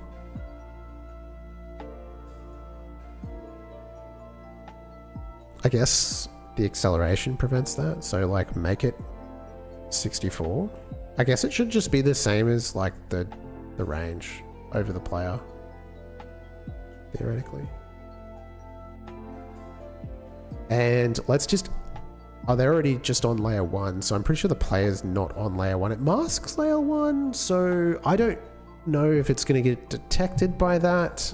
Let me just... The answer is no. Okay, so everything else works, but I am kind of surprised it's not slowing down.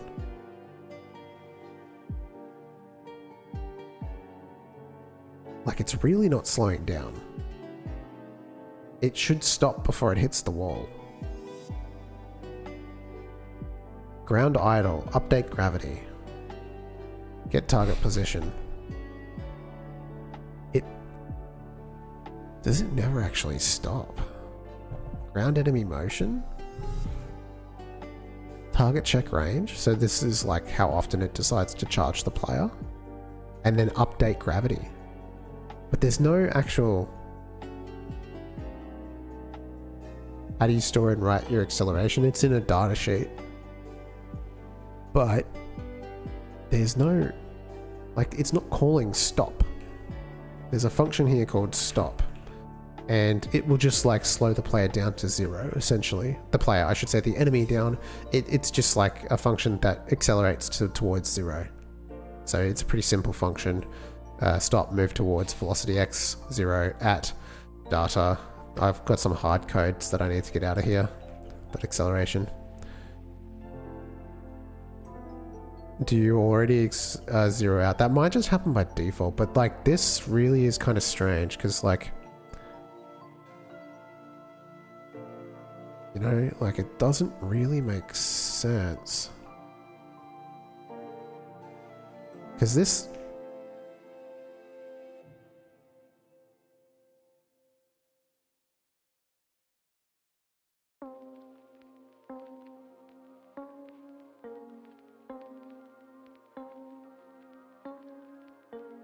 yeah, I need to study. It's a bit of a spaghetti code because I wrote it when I was prototyping, and so I need to like update that number. I also need a delay on the rays so that they can move away from the wall.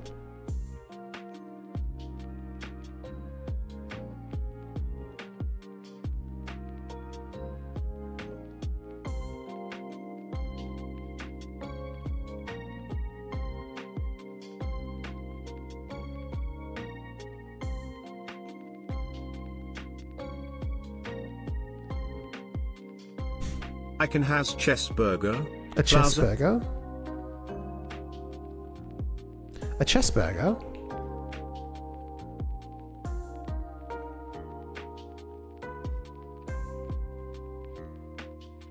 Just 1 second is fine.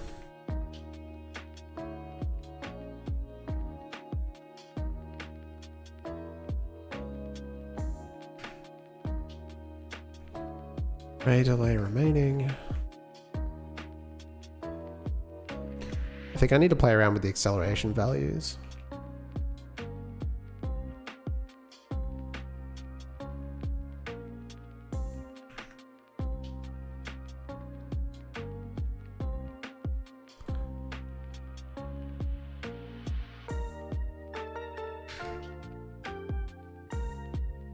Minus equals delta, dectarad, what the hell? Delta. If ray delay remaining is less than or equal to 0, then we want to go for I in ray array, ray delay, ray array, I dot collide. What's the variable? Colliding? Enabled, okay. Enabled. I just select cat help. Why is it not having a standalone expression may have no... Oh, equals true.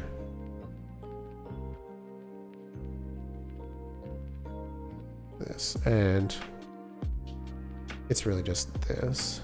Make it false when we enter the state. Okay.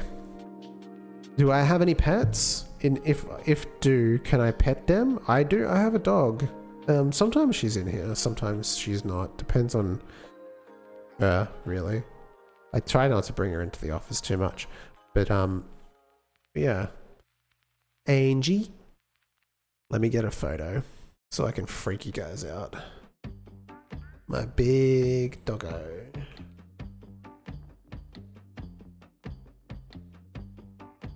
Am I signed into Google?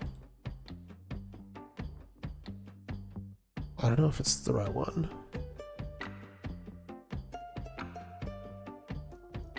I'm just like casually looking down the stream. I'm like, I'm definitely not showing this on stream, right?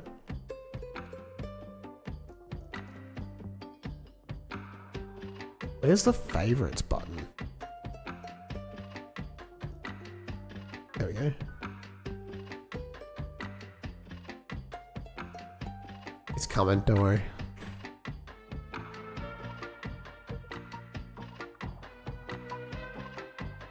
Big girl. That's actually a really unflattering photo of her. I just really find it really funny.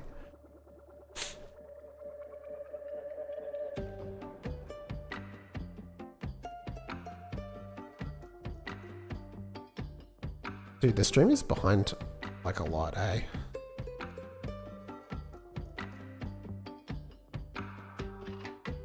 Yeah, she's big. And in that photo, she is incredibly annoyed that she is outside. She really doesn't like being outside. She's a very inside girl, but she is a big girl. Brown and white, yeah. Her name is Angel. And she's not much of an angel. Here's a nicer photo of her.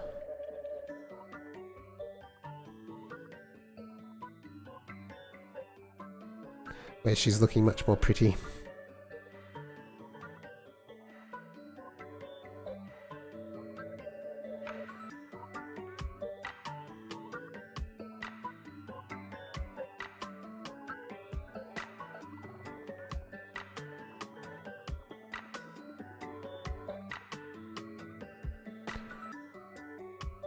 She's pretty good. She's a rescue. We've had her for like 6 years now.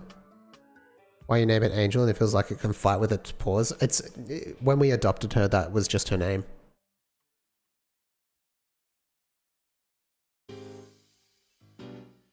But yes, she's a strong girl. That's for sure. I would not mess with her. She's super aggro too when people come to the house. But I think it's a part of her. She's part Sharpei. And from what I've read, that's like sort of in their breed to be really protective.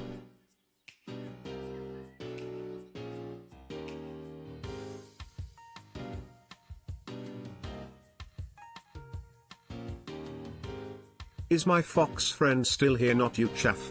Not me. I like that.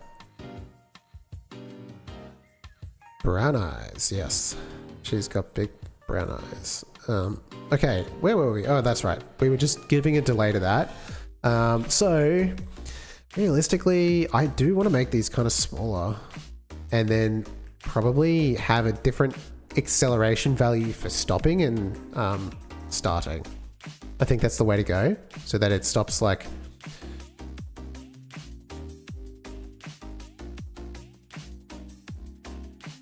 It's never getting out of this state. Stuck in this state forever. I guess what is happening is that on the exit function, we need to disable. So func exit.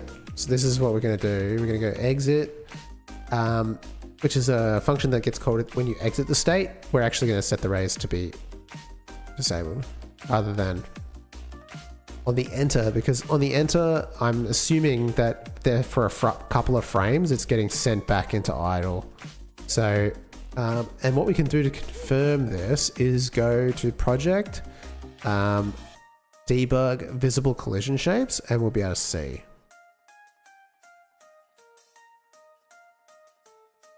See, now it's colliding. Oh, it's always colliding? Interesting. Is there something in the debugger telling me?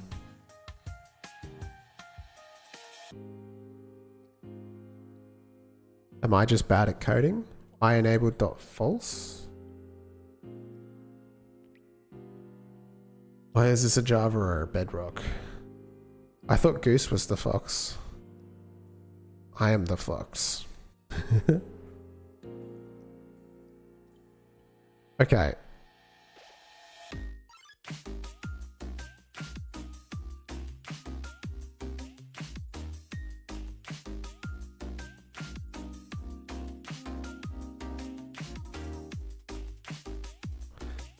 I don't really understand why they wouldn't be turned off.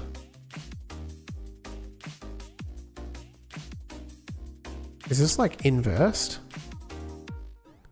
You know what I mean? If true, collisions will be reported. Yep.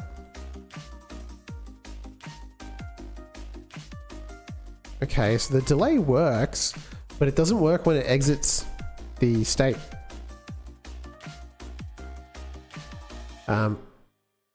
So, why is that?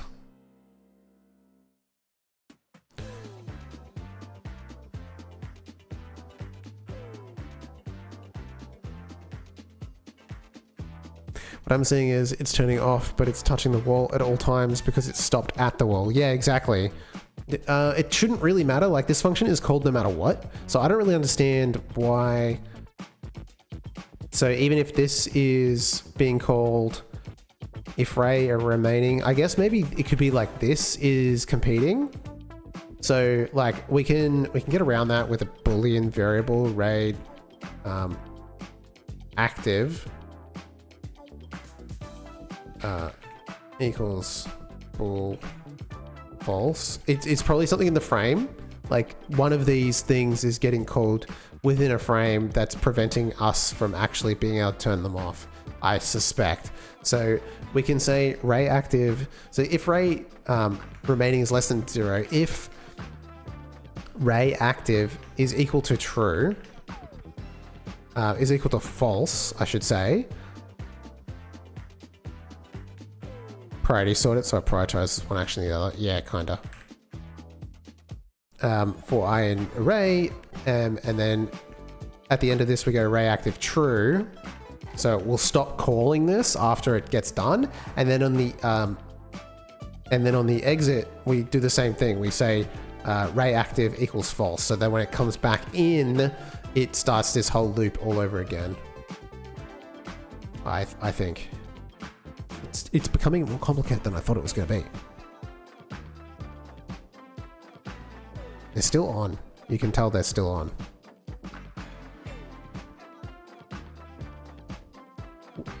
Let's see if it behaves normally if I get hit.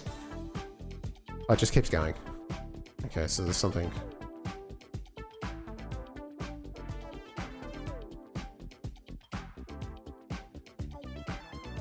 Never turns them off.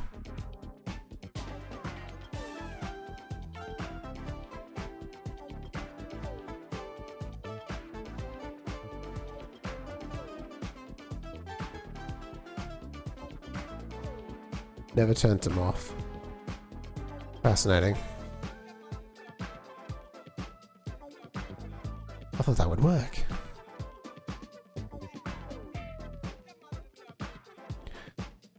Is this ever being called?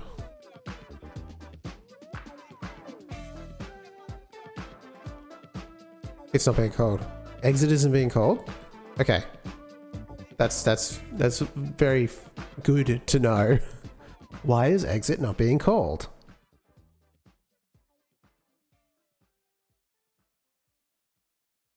It's too busy. Let me just pop this out. This is like, I must have introduced a bug at some point when I was playing around with the state machine. Current state.exit. Old state equals current state. Current state.exit. Current state equals state map. Current state.enter. And then it's got some argument stuff.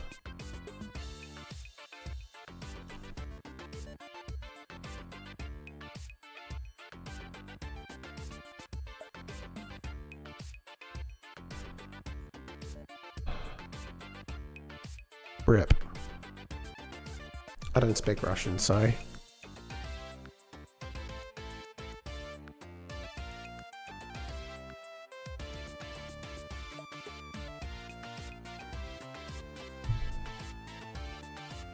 DM.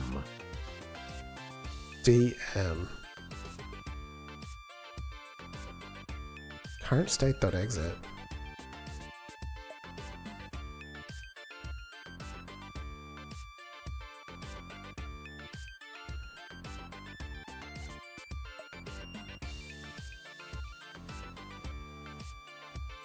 I'm still so surprised that this isn't getting called.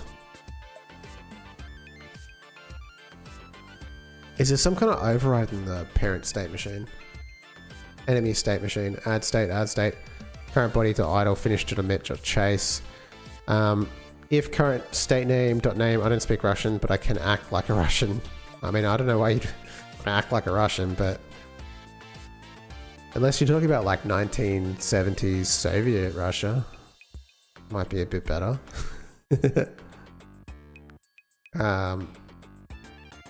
Okay, let's think for a second. So this overrides the state, but realistically it's calling the signal, so it should be fine. And it's calling it into chase anyway. I honestly don't know why exit isn't being called. Enter gets called no problem.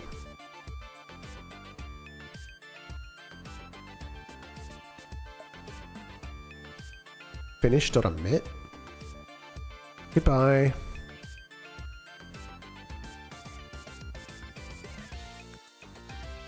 Change state.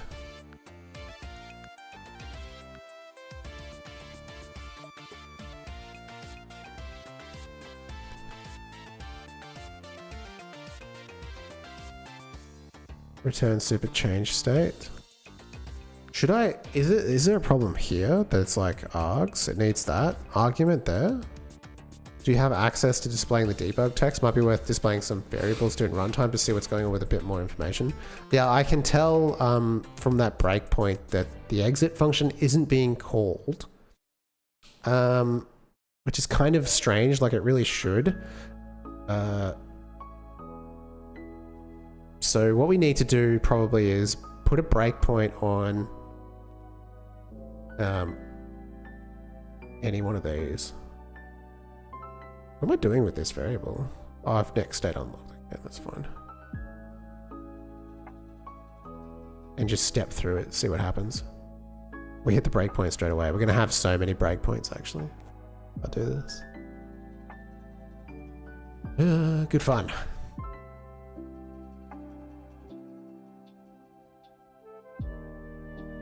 Continue. Execution resumed, but as soon as I start moving, breakpoint.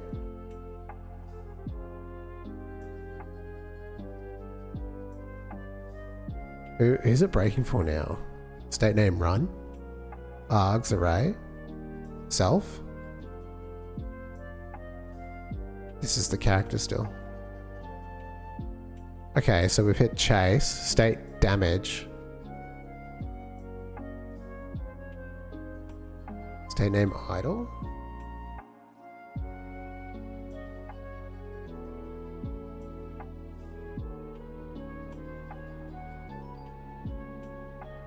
Okay.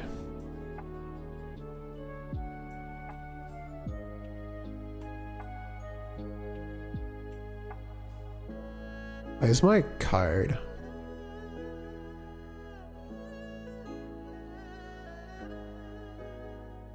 Hang on a second. I need to do this, but with the code actually in screen, because it's really hard to see otherwise.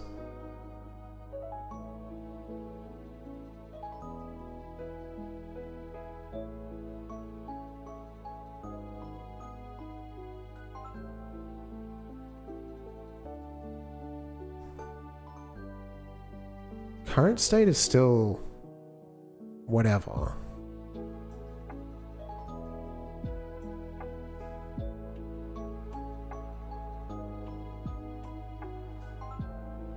And then it hits return. Continue. This is on the player. I don't really care about the player. It's kind of annoying.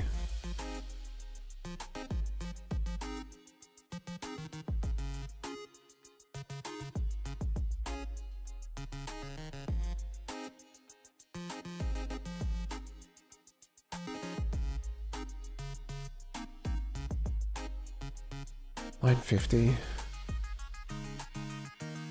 State is damage. Run. And then it's continued. This is not very helpful.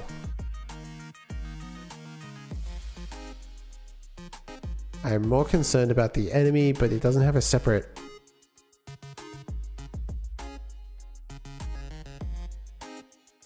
Guess. You know what I need to do, actually? Hold up. I've got a better idea. Unconditional breakpoint, yeah. I've got a better idea. Put the breakpoint here. Because that's what I care about.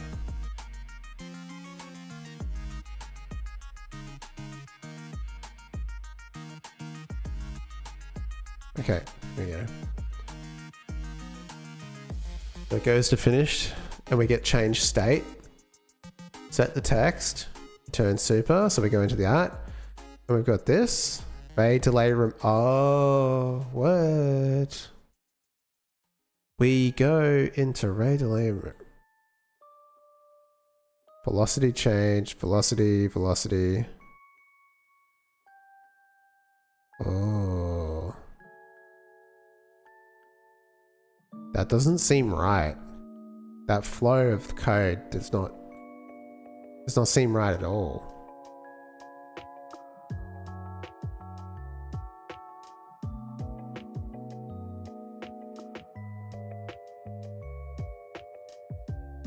No, that's the wrong button. It's this one I need to press.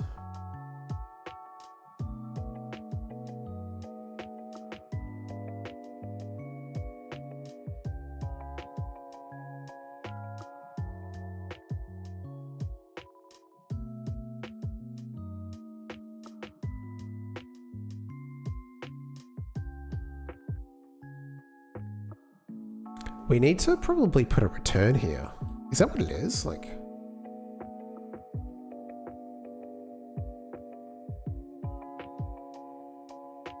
it shouldn't really go beyond that. Like we really, if it's leaving the state, we don't want it to call the rest of the function. You know what I mean?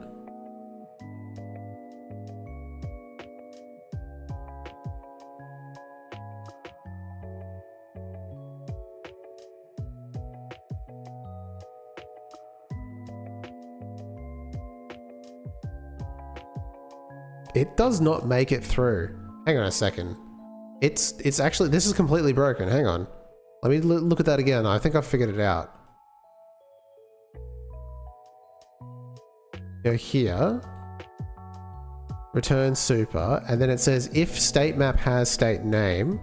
And then it just gets out of that. It shouldn't... Like, why doesn't it do the rest of the code?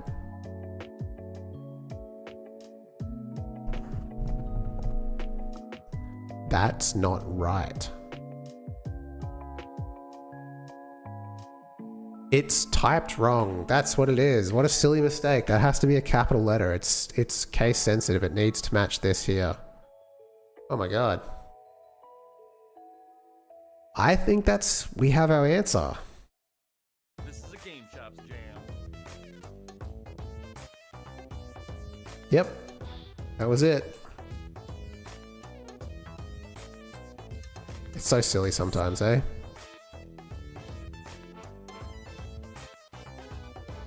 And now it's working pretty much how I want it to.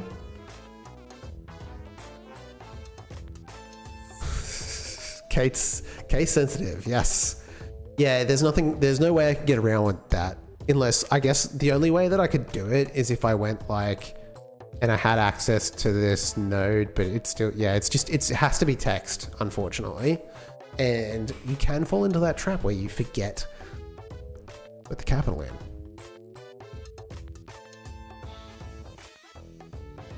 Okay. I was like, why isn't that function being called? Because it's seeing that. It's funny, sometimes it's funny, you want safety, but you don't want... Safety like trips you up because like, if you look at how the change state function goes, it checks to see if that state exists. And if it doesn't, it'll just continue. It won't crash. That's essentially what this Boolean does. Like we just check conditional statements, sorry. If state map has that name. And because it doesn't, it just skips over it. All right. Okay, so now it is just like chasing at us no matter what. If it hits us, it goes a little bit further. If it doesn't, we could probably even make these a little bit smaller. I don't know. I think probably it's worth considering having like a different acceleration for stopping and starting. That is probably worth doing.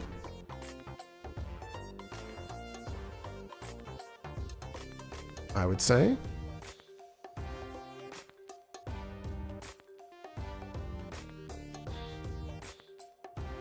Xylex, by the way. Does Godot have good stack trace? It does. I'm not particularly good at using it. If you have a crash, it's really easy to work out where it's coming from. I wonder if I can emulate it. I guess like if you go back to the breakpoint, right? I mean, it's good enough for me. So if you look at this, you can see stack frames. So you can see that it's being called at enemy state machine states ground chase line 29, which is this. And then you can see that it's also being called at the function of physics process on the state machine, which is here, where it's saying calling current state.update.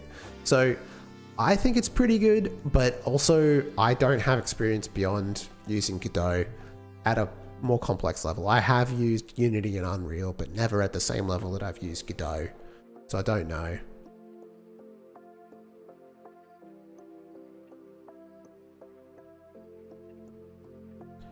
It's all a matter of, I guess, because like even then it took me a while to figure out that I just had a type error. Like I just had a case sensitive situation. Like just need eyes for that. Nothing's gonna help you. Just kind of funny. Let's remove that breakpoint. Okay, your most basic kind of enemy.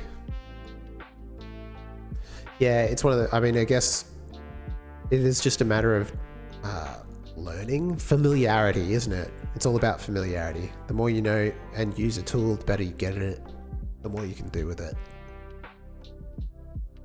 Okay.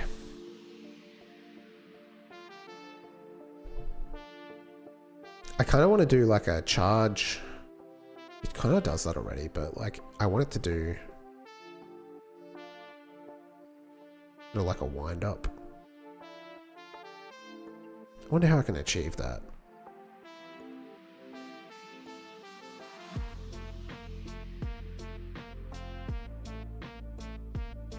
I also want to add a state machine, check if there's none found after X loops in case something messes up. Yeah, I probably need to, what you can do is in the, if I pop this out because it's a lot of code, in the state machine, where it says here, if state map has state name, and if it's not found, it just sort of disappears, right? It doesn't tell me anything, but you can actually go like, you could say, I think error string, and then you pass in a string. So you could say error state not found in map, right? Cannot pass as an int. Oh, okay, never mind. There's a different function for this. I just don't know what it's called.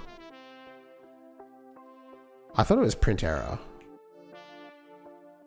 but I guess it's not. I haven't done this since Godot 3.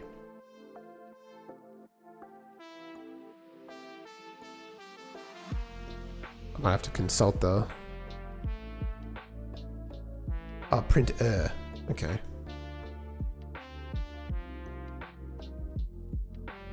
Print error.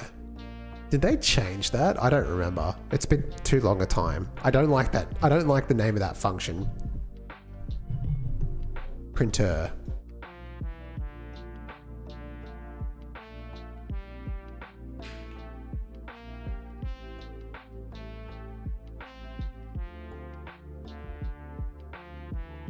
And then, no warning. Okay, so what happens now if I go?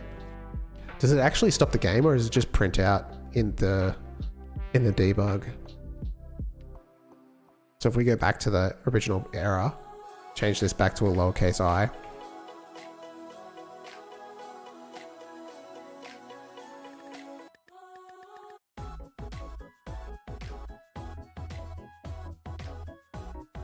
So you get this error here, state not found in state map.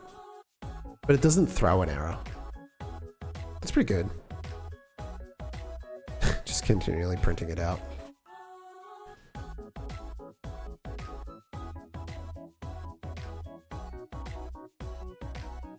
Probably improve it a little bit by actually having it throw an error. Yes, what you can do is you can go, because you can add arguments to this. So you could probably just go, what is the variable here? Probably owner.name. And you could also, you could probably find out what the resource path is.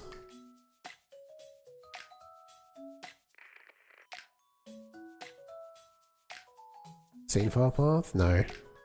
It's, what's the... Returns the node's absolute path to the scenery. Oh, that's probably good enough.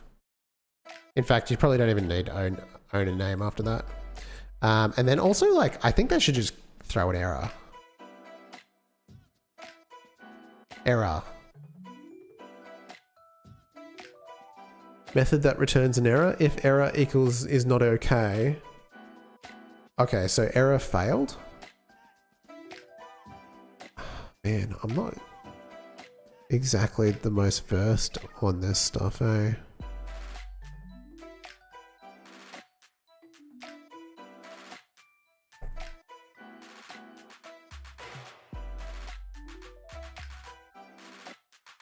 You could just send it in with the unformatted variable since it is in the function. Yes, I mean, yes, you could do that.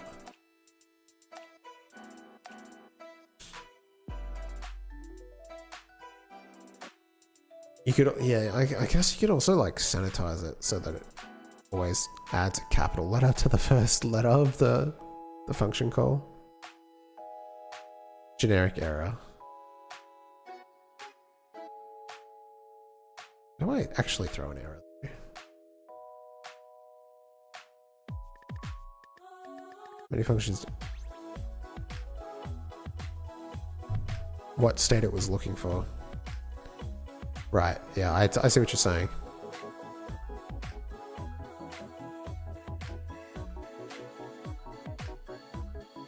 There's 90 matches.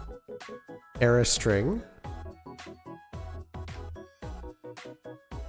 Oh, here we go. Push error. That's the function I was trying to pushes an error message that goes built in and to the OS template. This function does not pause the projection. Okay, so here we go.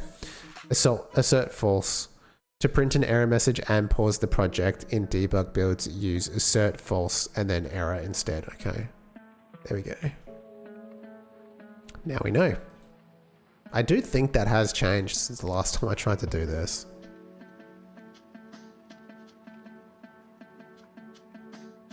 Something like this. See what that looks like. Expected that after assert expression. Can you only have like one thing? Can you only have text? We have to like create a string.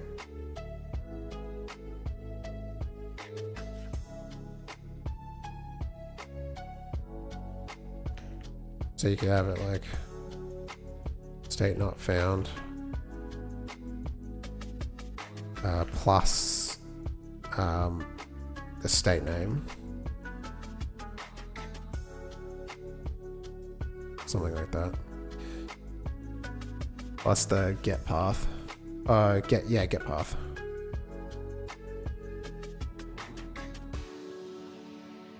Probably start. Oh, it's a node path, 2-string. Oh, thanks. Just deleted the function. Okay, and then just expected 0. Oh my god, I'm using everything wrong.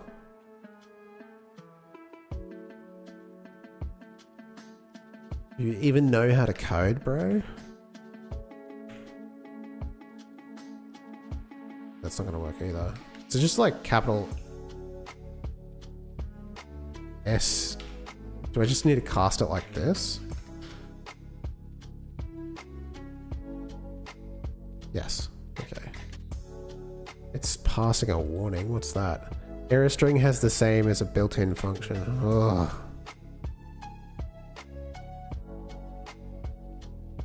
Okay. Let's see how that looks.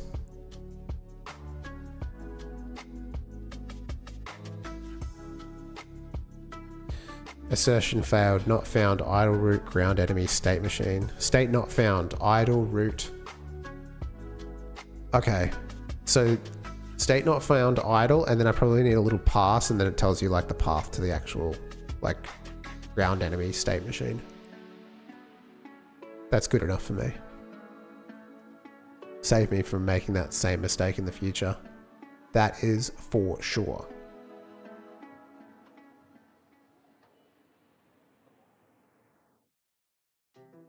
Just need to add like a space in here.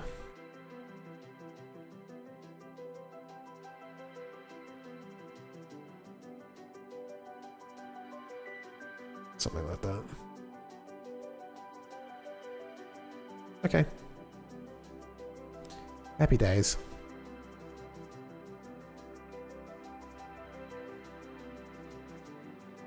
Root world ground enemy state machine. Excellent. Thank you for the advice. So, since this is the function, you wouldn't believe how many times I thank my debugging assertions. Yeah, that's I mean, it's a really good point. Like if you're trying to do something like more complicated, it's worth putting them in.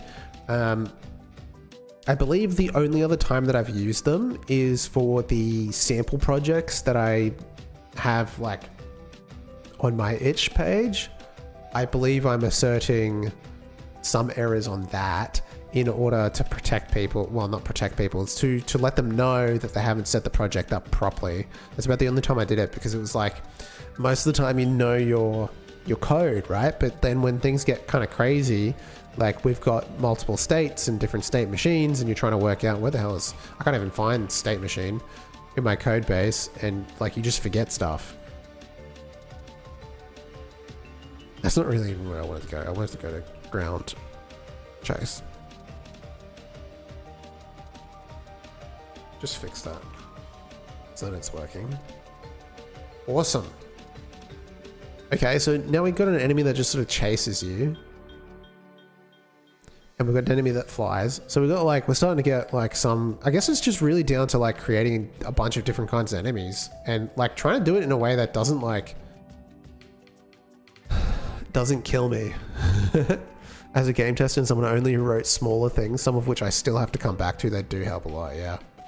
I definitely need to start using them more. So yeah, I just need to start making more enemies, I guess, at this point. Since I feel like the motion state gives me a fairly good tools to move the enemies around. Like I've got that down. Now it's just like, okay, make a bunch of enemies so that you can fight against them. So I go still have to finish my implementation of Windows Aero for Gary's mod Lua pipeline. Okay, so like I kind of understand what you say here, but like Windows Aero is a theme, right? The whole blur filters are a nightmare with them. Okay, that's what you are talking about. The very cool Windows Aero from Vista. Was it Vista that had that, or was it Windows 7 that sort of introduced that kind of thing? A blur filter being coordinate dependent. Yeah. Yeah. That does sound complicated. In Gary's mod. In Gary's mod's Lua pipeline. So it's like another step deeper. Vista had it and Windows 7. Okay, yeah. Dude, that stuff was dope. They should bring that shit back. Is it something you can still get on Windows? Themes and related settings.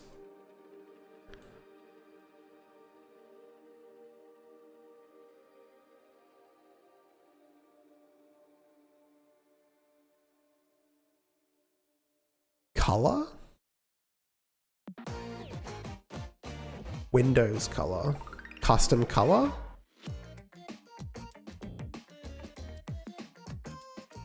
Show accent on stack bar, contrast themes. Dude, they just don't have Aero anymore? That's disappointing.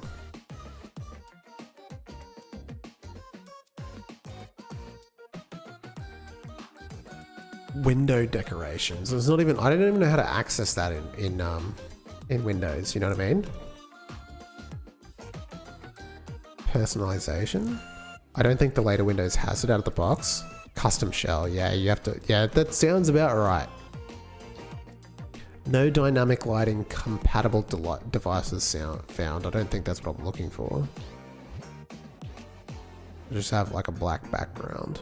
This is my streaming PC, so it's not fancy or anything like that.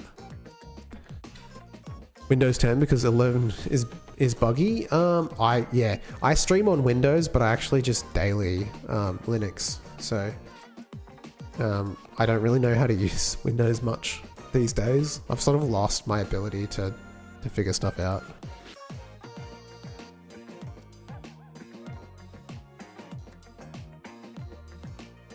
So yeah.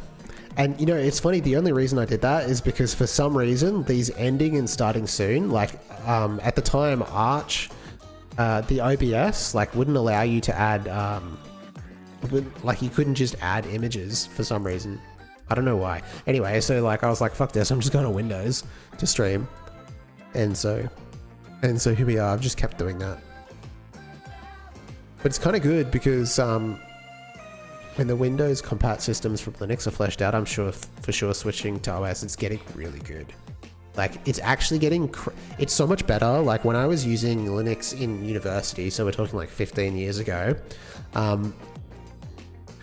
it was like, you really, even if you could, like, Wine was still pretty good, but it was like nothing, like, it just, a lot of stuff just didn't work. But now it's like everything works, and you've got things that, like, one button solutions, you don't really have to think about it. Like with games, it's like you just use Steam. And if it's not in Steam, you can use Lootrix. Is it called Lootrix? Lootress. Or Bottles. I use Bottles for everything that's not like Steam related. You know what I mean? And it's just like, it's pretty chill. Anti-cheat is about the only thing.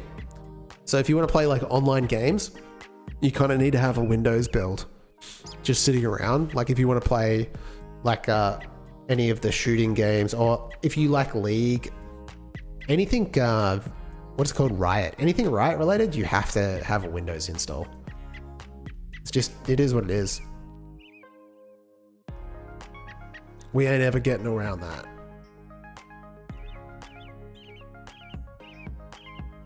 What are birds chirping in this song? It is called American Robin. Music by Game Chops, by the way. I think I've got that in my description now.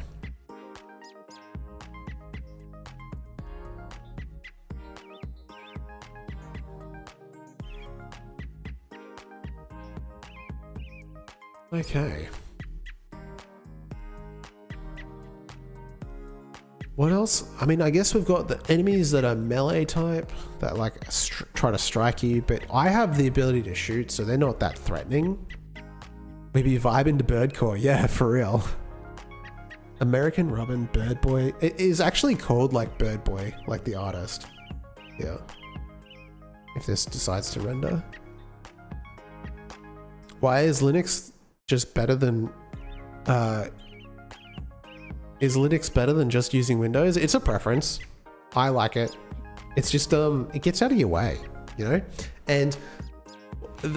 I mean, I found Chris Titus's Windows debloater tool, and that has actually been really good, to be honest. Like, since I've upgraded to Windows 11 and used that tool, actually Windows 11 feels pretty nice. It starts up really quick. There's not like notifications or advertisements because I've like removed them. So yeah, it works pretty well. But yeah, Linux just feels good. You can also customize it to however you like. But yeah, Windows 11, the way I've got it right now, pretty nice, honestly.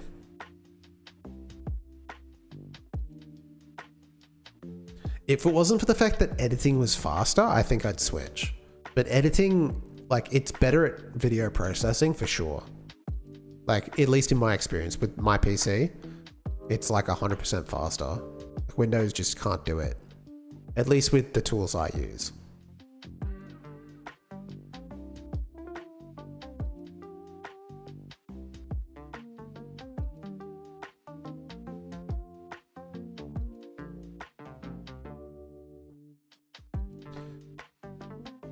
Yeah, I think I need...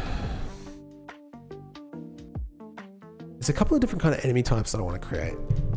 But I'm trying to think because like a lot of what I've been playing recently, obviously like Silk Song, Hollow Knight, that kind of stuff, like it's all melee based. And I've got the ability to shoot. So like nothing's really that threatening, you know? Because I can just attack it from afar. And I can shoot really quickly. So either I need to be doing less damage, or the enemies need to be like more scary. You know what I mean? Because like right now, that's not a threat. This guy dies really quickly. He probably needs to have more health. Or move faster. Both, I reckon. Let's make him go 200. And where's his health? Okay, he's very low health. Let's give him 50. I do 10, I think. Yeah, now I can't kill him straight away. You could have it try and move out of your line of shooting. Yeah, you could do that. Yeah. Oh, you can still move. You can still kill it fast enough if you press really hard. And that's another design choice. So right now, if I hold down the shooting button, it shoots at a pretty slow rate. But if I spam it, you can just shoot really quickly. And I don't know if I should keep it that way, because obviously you're just going to do more damage. I think it's like fine. You know, I reckon it would feel worse if you couldn't do that. Like, I would need to reduce the health of some of these enemies. You know?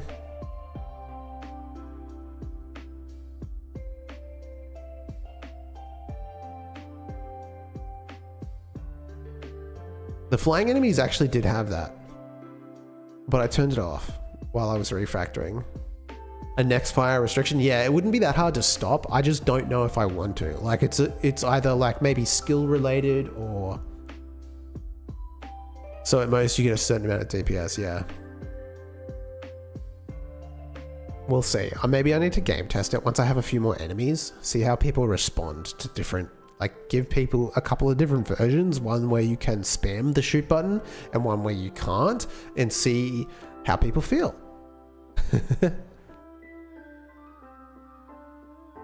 Or maybe like make it a little bit faster, but not much faster. Because right now it's uncapped. It's like as long as you can press the button as quickly as possible, you're good. Let's have a look at the flying enemy. The evade state. I don't think it goes into the evade state. Does it go into the evade state? I don't even know anymore. Go over here. Come over here. So it doesn't attack, and then it goes idle and attack. No, it doesn't. It just doesn't go into the evade state anymore.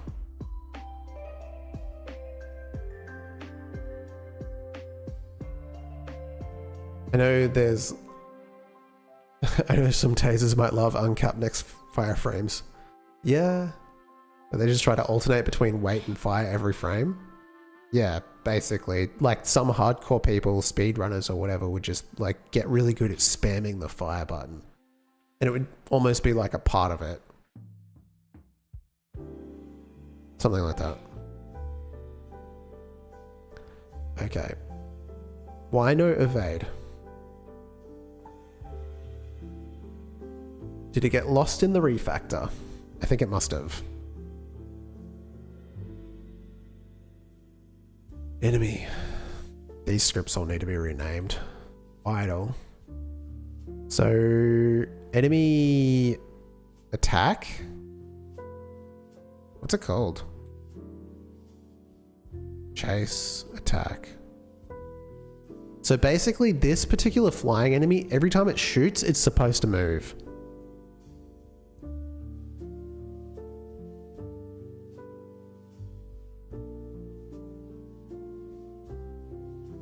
Launch projectile, attack completed, finished, emit.evade. And what is happening in the evade script? Are we even getting there? I don't know. It just seems to go straight back to idle.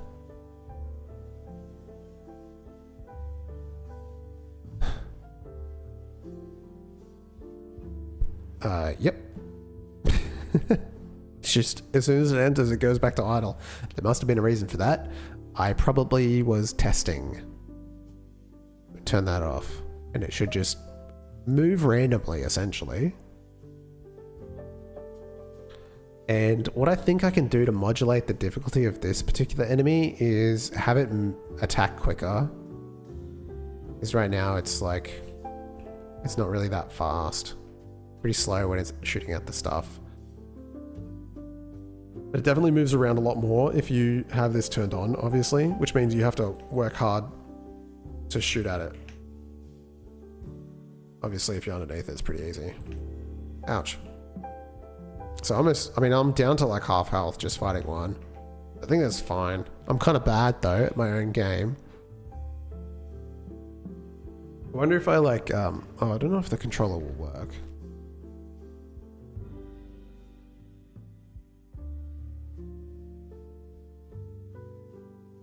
No, it won't. There's also like the ability to stop moving. Shit. Ouch. Probably a little bit too much health now. I think that's fine. It's annoying enough to fight against. So I need to make a little drone. A drone kind of, looking kind of pixel art. And then I don't know what to do for the one that just runs at you. Probably make it look like a spiky ball or something. I have to think about it. And then I just need to like, yeah, make some more enemies. They're supposed to be robots. So I'm thinking like probably one that can shoot, but it's on the ground instead of flying. And it's going to be more fast, if that makes sense. Like it's shooting a rifle or something. It'll be more about timing. Like you need to jump at the right moment.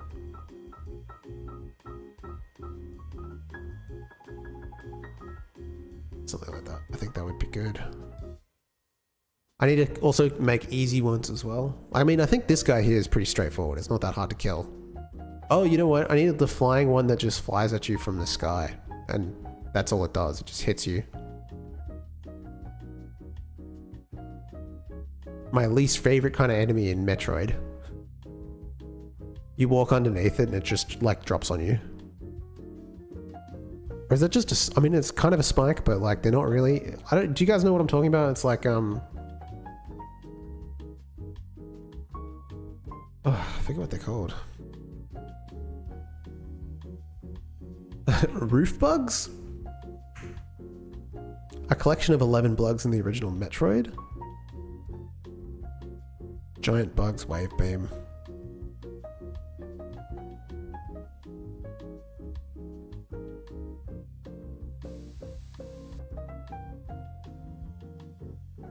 This played on an original CRT or something. Damn, it's old as heck. I mean, it does kind of illustrate the point that I'm looking for. It's like these annoying dudes are just like up and down and shit. I didn't want to go to full screen there.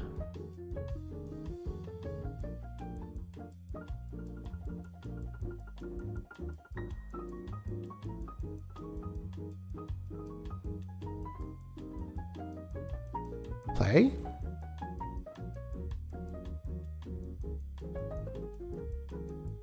It's not even the ones I'm looking for either. They're right at the start of the game.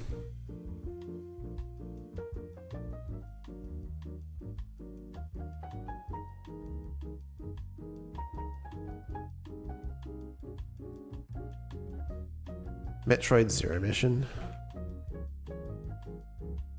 Like watch someone play it from the start.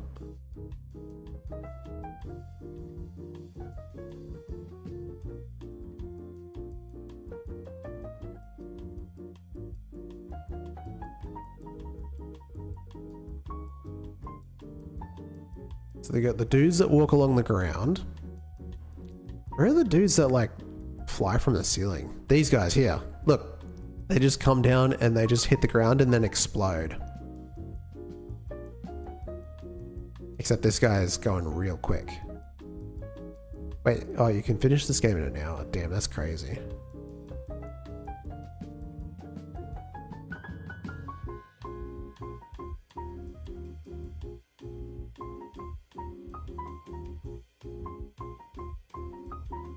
So basically just like a lot of obstacle enemies. I mean, Metroid sort of focuses more on exploration than it does enemy combat. It's not particularly engaging.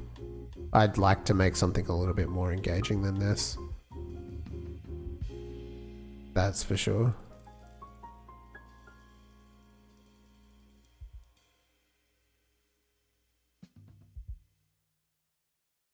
Even the boss fights in this game kind of suck, to be honest. I think the big dinosaur was kind of hard. I wonder if they have that fight. He's probably like crazy good at it because he's a speedrunner. Be earlier than that.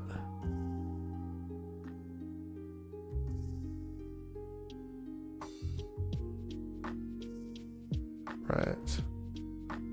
Before this. Enter Crade, 8 minutes. So if I go back, you can see on the thingo.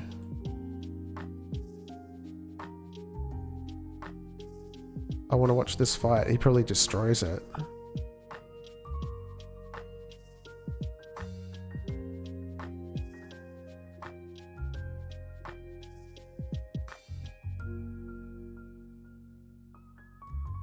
I can't even. Enter Ridley, 23 minutes. Enter... I don't really understand. Anyway. Metroid Zero Mission Crade fight? I want to see.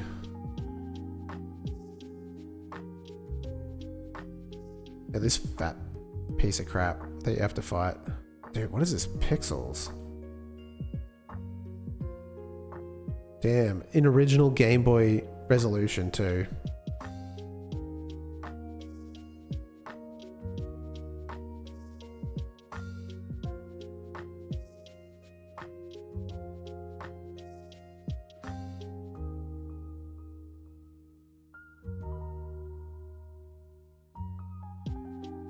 This was actually a pretty hard boss fight back in the day.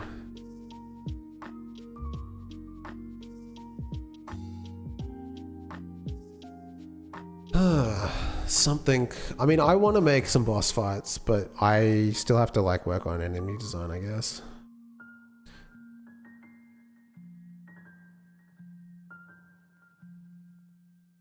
Anyway, I think we're kind of done for the night.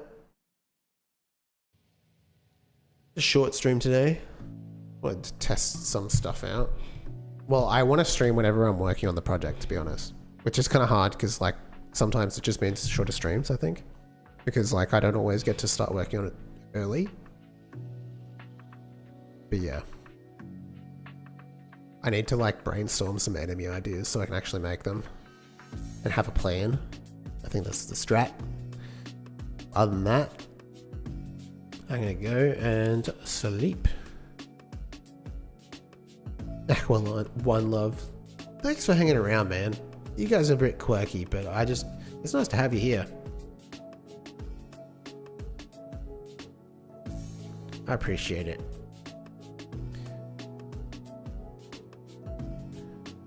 I can't stream on Saturday because I've got an event to go to, and then we'll see. Next week might be a bit weird as well, so like I said all this stuff. But hey, we'll see. We just do our best. That's all we can do. Where the hell is... Oh, I don't know. I've got too much stuff open. Alrighty guys, I'll see you later.